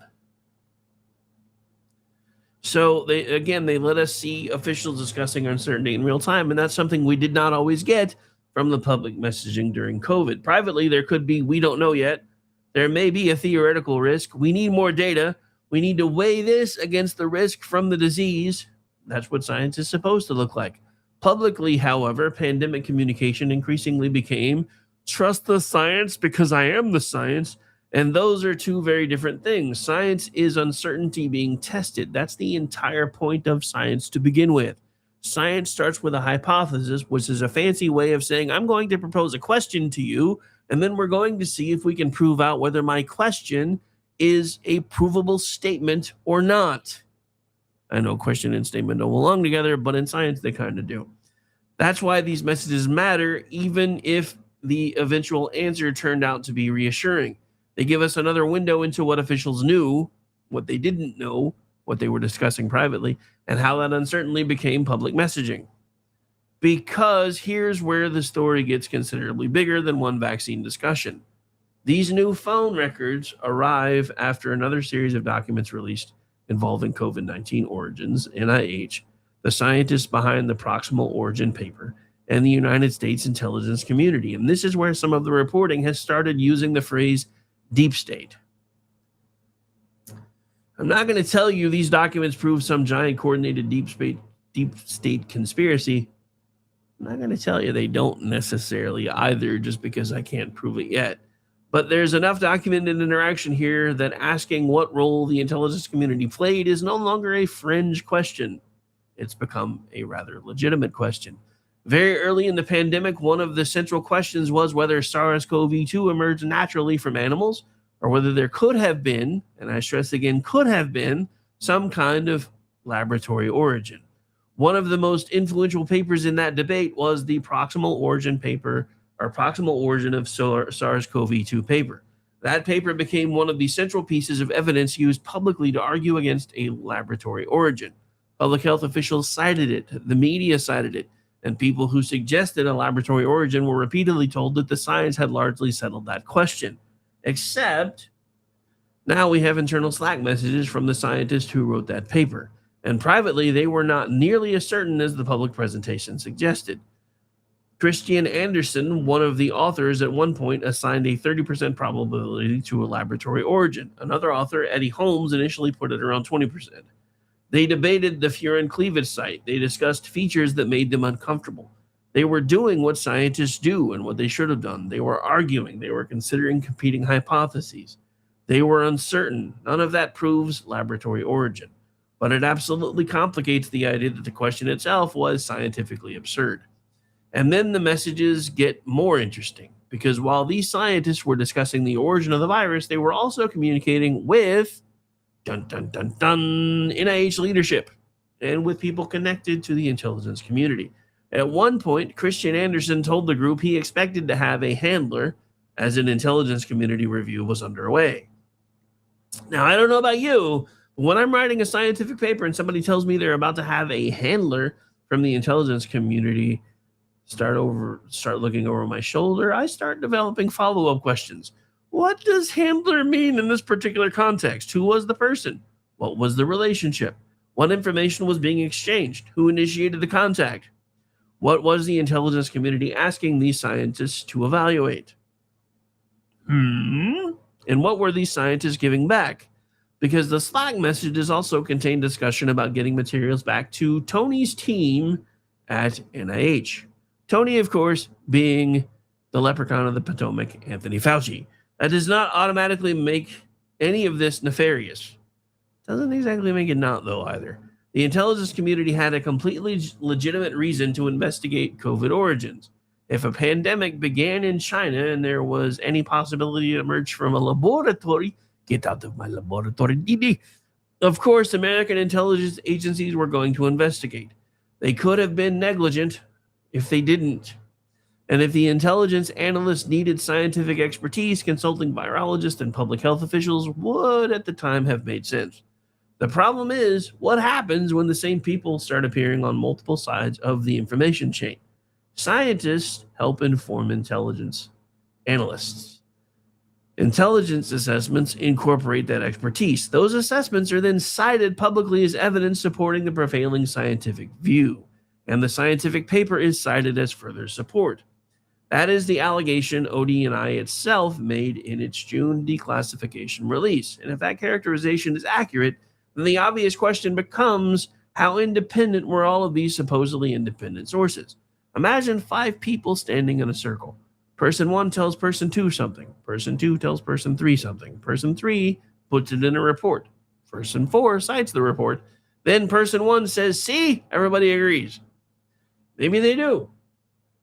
Or maybe one information stream has been bouncing around the room. And now ODNI is alleging that Fauci had considerably more interaction with the intelligence community than his previous testimony suggested. This is my shocked face, I promise.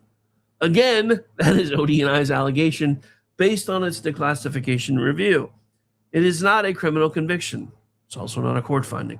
But the record is there, and Congress has every right to ask Fauci to explain the discrepancies. Then, let's add another layer, shall we? We already had emails showing people in Fauci's orbit discussing how to avoid FOIA. We already had David Morans talking about back channels.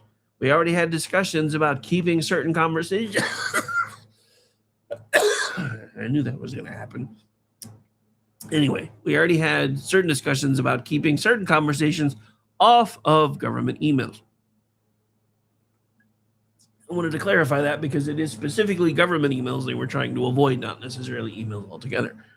And Rand Paul's committee previously released emails in which Fauci himself told colleagues to delete messages after reading them. Dun, dun, dun, dun, dun, dun, dun. This email will self-destruct in 5 seconds. Sorry. Maybe some of that ultimately turns out to be politically embarrassing rather than criminally significant.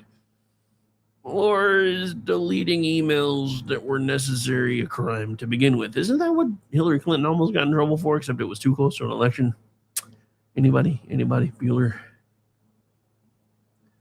But why are senior government officials discussing deleting government communications at all?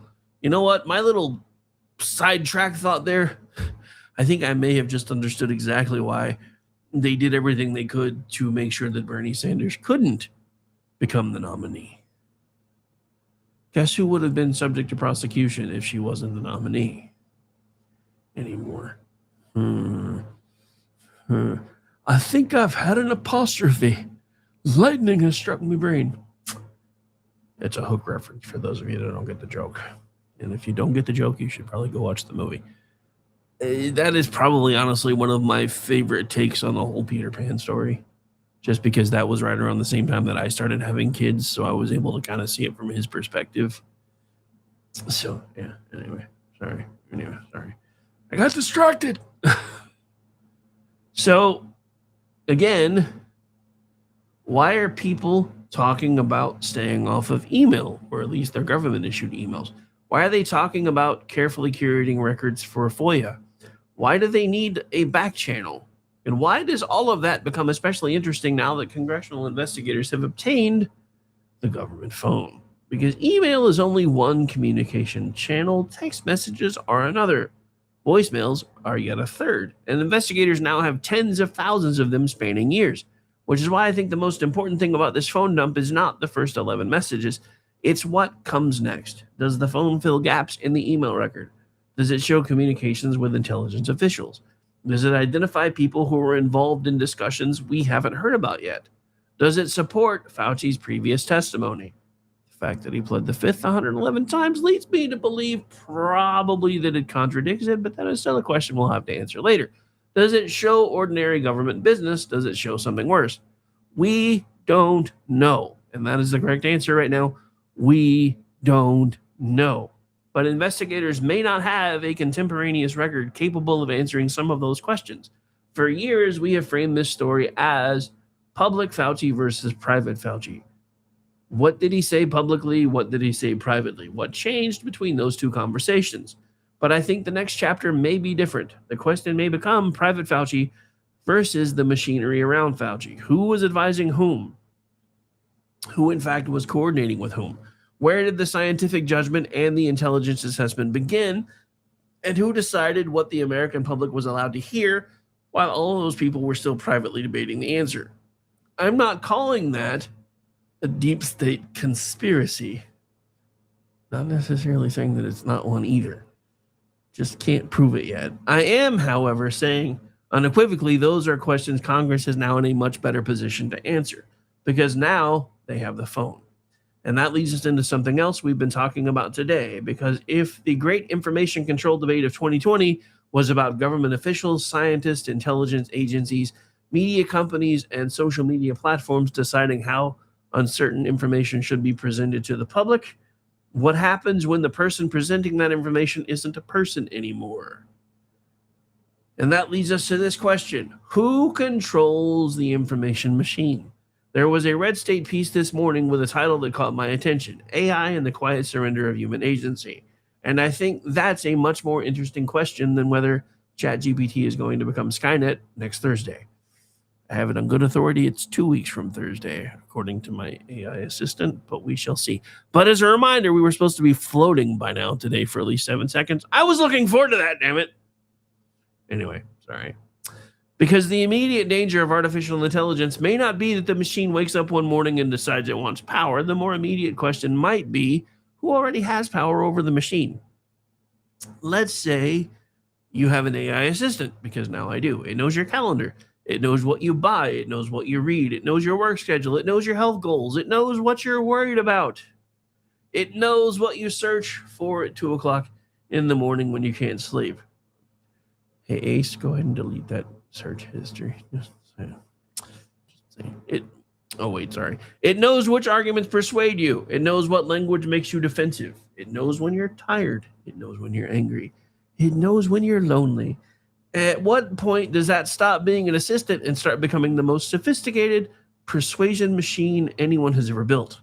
Now, here's the really important part. The AI doesn't need to become evil. It doesn't even need to become conscious. It just needs an objective. Maybe the objective comes from you. Help me lose 20 pounds. Fine. Maybe it comes from your employer. Make this employee more productive. Okay. Maybe it comes from your insurance company. Reduce the customer's expected healthcare costs. Maybe it comes from a technology company. Keep this person engaged with the platform. Maybe it comes from the government. Encourage socially desirable behavior. And suddenly we have to ask, whose definition of desirable?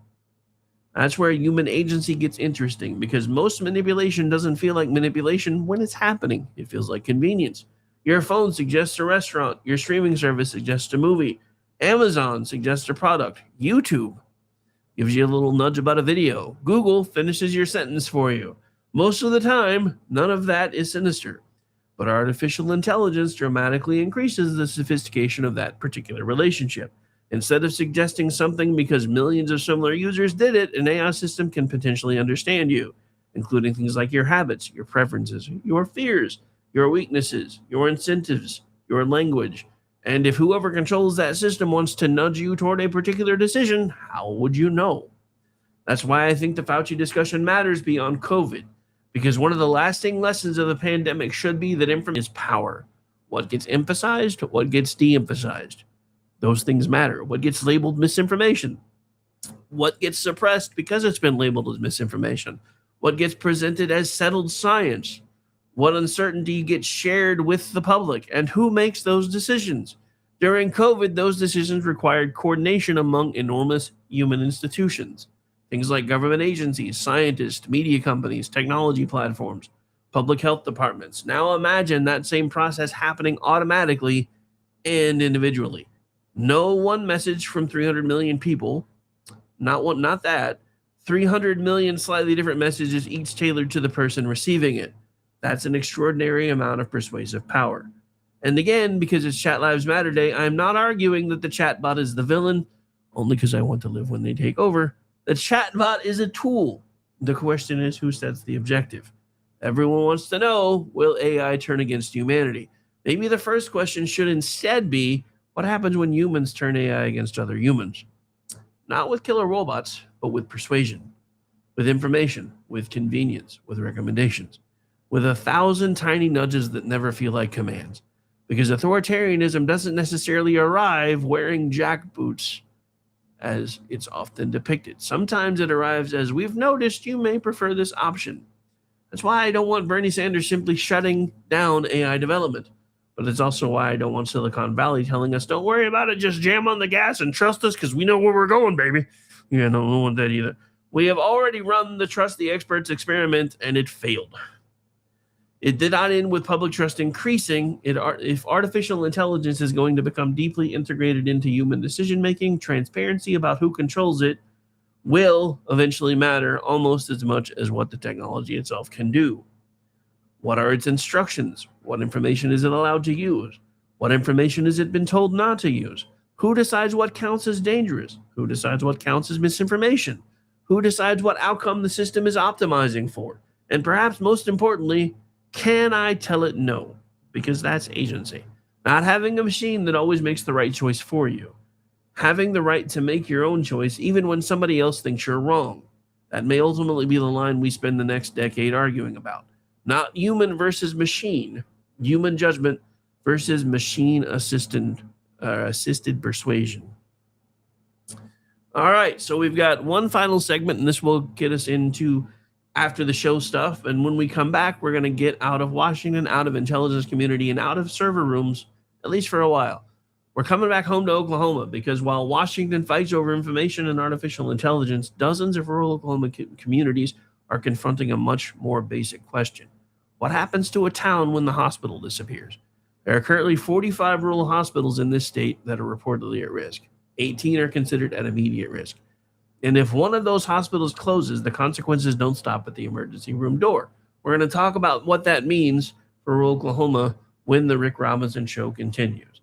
And again, this is a new break format, so bear with me.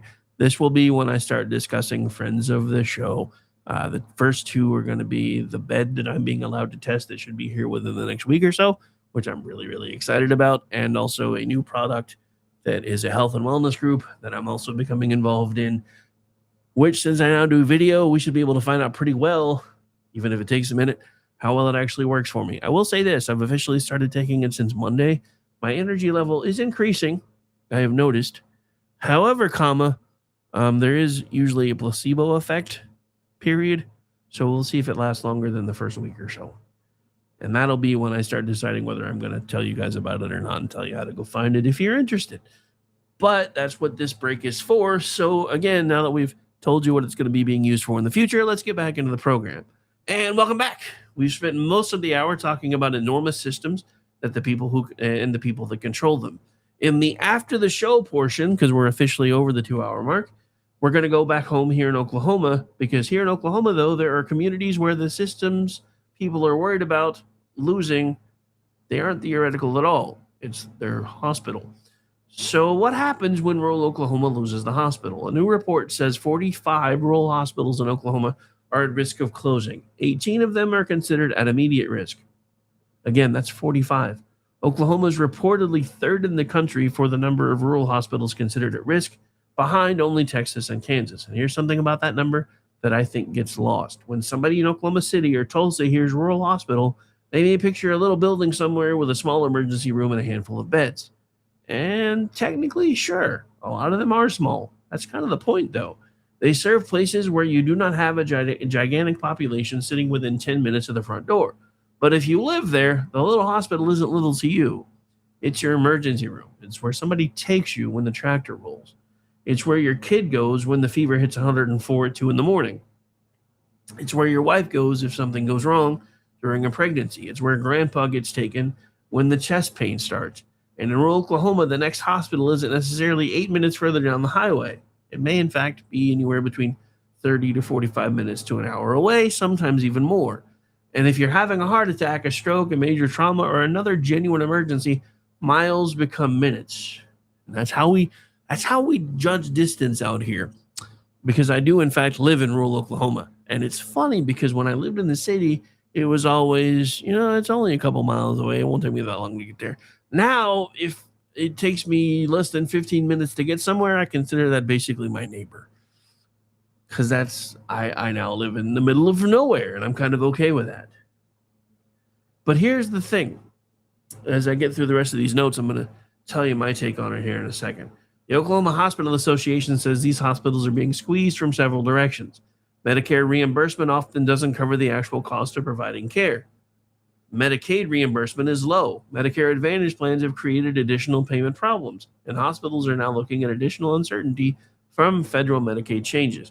This isn't one simple problem with one overarching villain. It's a financing model that becomes very difficult when you operate a hospital in a place with fewer patients, while still needing doctors, nurses, equipment, and an emergency department, along with medication, laboratories, maintenance, and enough staff to keep the lights on around the clock. Because the emergency room can't put up a sign saying, sorry, not enough customers today, we're going to reopen when business approves. Because unfortunately, that's not how healthcare works. And according to the Oklahoma Hospital Association, rural hospitals aren't just medical facilities. They're part of the economic infrastructure of the communities they serve. Think about what happens when one disappears. First, obviously, people have to travel further for medical care. Doctors may leave. Specialists become harder to recruit. Nurses start looking elsewhere. Young families think twice about living there. Then try convincing a company to move 150 jobs into that town. What's one of the questions somebody making that decision is going to ask? Where's the hospital? Where's the emergency room? Where do my employees go for health care? What happens if somebody has a baby? And if the answer is, well, drive 45 miles that way, you don't just have a healthcare problem anymore. You have an economic development problem. Then the people who can't afford to move may move. The population shrinks along with the tax base. Local businesses lose customers, schools lose students, and suddenly the hospital wasn't simply treating sick people. It was one of the anchors holding the community together. That's why I think this conversation needs to be bigger than how do we save a hospital? The real question is, how long can you call somewhere a viable community if the nearest emergency room keeps getting further away? And I don't say that dramatically. I do, in fact, mean it literally. And sorry, Ron, that was an actual usage this time. Just saying. That's an inside joke for those of you that have been listening for a while. You got it. Everybody else is like, huh? At some point, basic infrastructure determines whether a community can sustain itself, including things like police, fire, schools, water, roads, electricity, healthcare. Take enough pieces out of the puzzle, and eventually you're not talking about whether somebody prefers rural life anymore. You're talking about whether rural life remains practically possible at all. And Oklahoma has a special reason to care about that. We're not one gigantic metropolitan area with some scenery surrounding it. Agriculture matters here. Energy matters here. Manufacturing matters here. Small towns do, in fact, matter here. As a matter of fact, I live just south of one that I would consider a village, not a small town, because it has less than 500 people. But it's awesome. It looks like a Hallmark card at every holiday. There are people doing work the rest of the state depends upon and don't live 15 minutes from OU Medical Center. And here's another part that people don't always consider. When the rural hospital closes, the patients don't disappear. They just go somewhere else, usually into larger regional hospitals that are already treating more people. So this isn't necessarily close one expensive little hospital and save money. Some of that cost and patient volume gets shifted somewhere else. The question becomes whether we want a system where care is provided locally before the emergency becomes catastrophic or further away after somebody has spent an hour in an ambulance getting there. Now, I'm not going to pretend every rural hospital can be preserved forever regardless of cost, because that's not serious either, especially because the way we do our healthcare is changing. We may not have as many hospitals, but we have urgent care clinics on pretty much every corner. That is pushing people into a different way to get some of their things taken care of. The other thing that I want to bring up that isn't something that's really been talked about or any of the sources that I pulled anything from today, a lot of the reasons we're having such Medicare, Medicaid, and Medicaid Part C issues is because of the fraud that we're uncovering everywhere else. So the federal government is tightening where the money's going. Well, it's trying to figure out who's actually using it for what it needs to be used for and who's actually siphoning it into other things. Now, that does mean that there's going to be some belt tightening. There has to be. I don't like it any more than you do, but we have to get to the bottom of this fraud, because I'm going to say this again. With just us scratching the surface, if we actually were able to claw back everything that we're now finding that has been fraud over the last, say, 50, 60 years, which I know is impossible. Don't even start with me, because I know it's impossible. But if we were able to do that, guess what? We probably wouldn't have a national deficit anymore, much less an annual national debt. Just saying. That's how much money's being wasted. So, again, we're not going to pretend every rural hospital can be preserved, because that's not an actual thing. But populations do change if that happens. Medicine changes, technology changes. Some facilities have to change what services they provide. Telemedicine probably also has a role here, because, again, that's changing since COVID, how some people go to the doctor. Regional partnerships probably also have a role here as well. Critical access models have a role, but emergency medicine has a stubborn problem. You cannot Zoom somebody into a trauma center, at least not yet. You can put a doctor on a screen. You cannot put the CT scanner on the screen with them. You cannot put the blood bank on the screen either. And you can't just teleport them, because they're still going to need an ambulance. So when 18 Oklahoma rural hospitals are considered at immediate risk, I think every person running for office in this state should have an answer for it, not a slogan, not Washington needs to fix it, not the state needs to fix it. What specifically would you change? What can Oklahoma or Oklahomans do? What are we going to do to see what Congress can do and get them to be able to do it?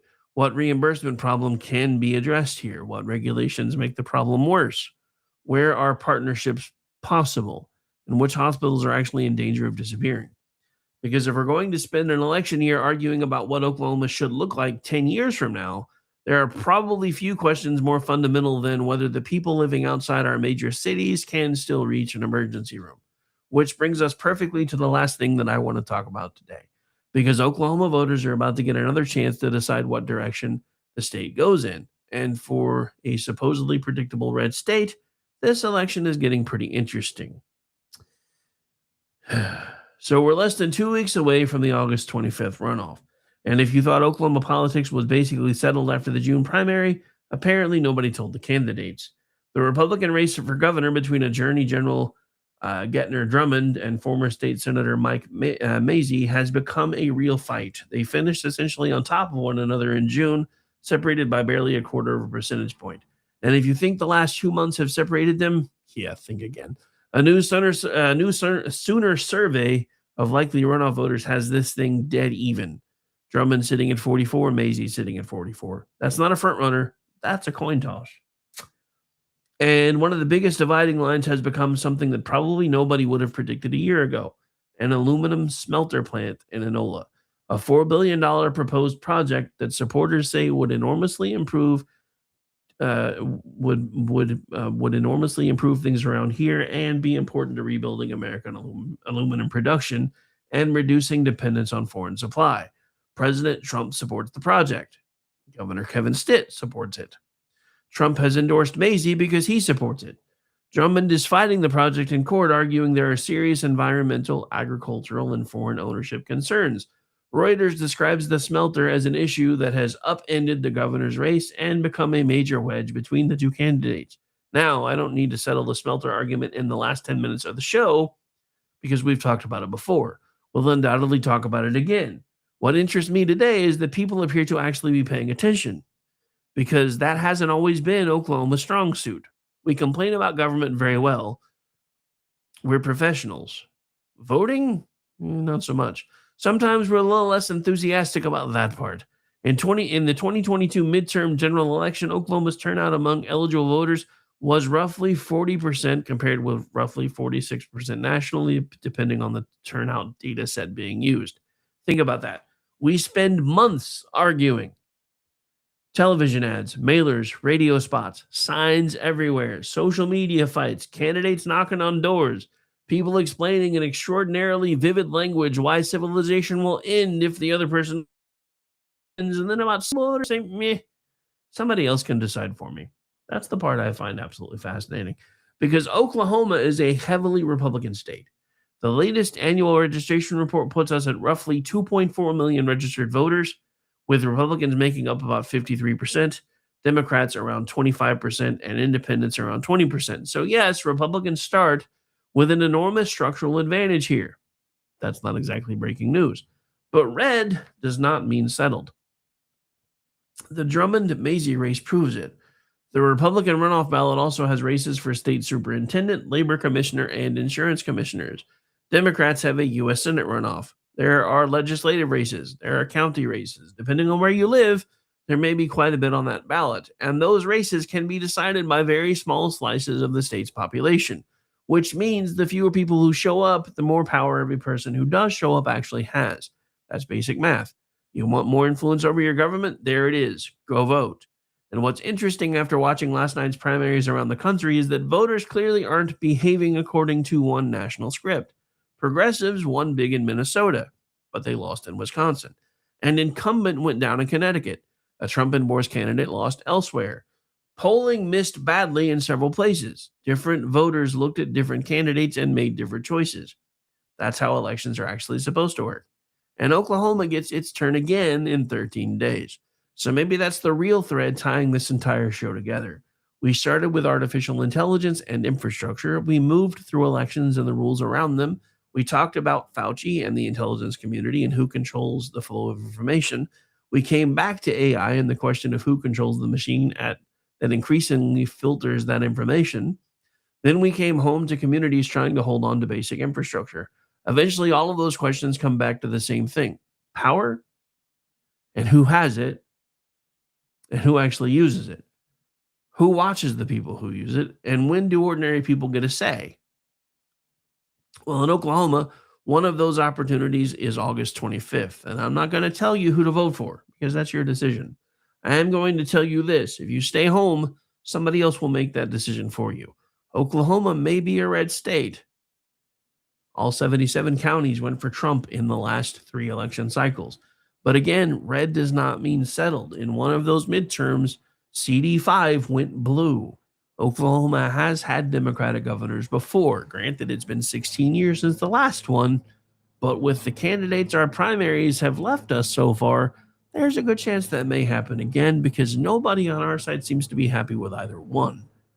So again, it's whether the voters are angry enough, interested enough, or invested enough to actually show up. Because you don't get to complain that nobody listens to you if you refuse to speak when they hand you the ballot and tell you to go to the box. And on this particular Chat Lives Matter Day, maybe that's the perfect place to finish. Apparently, everybody gets a voice today. Voters, politicians, pollsters, scientists, intelligence agencies, and for one day only, and only because I hope at some point when they take over, I'm the last one standing, the chatbots.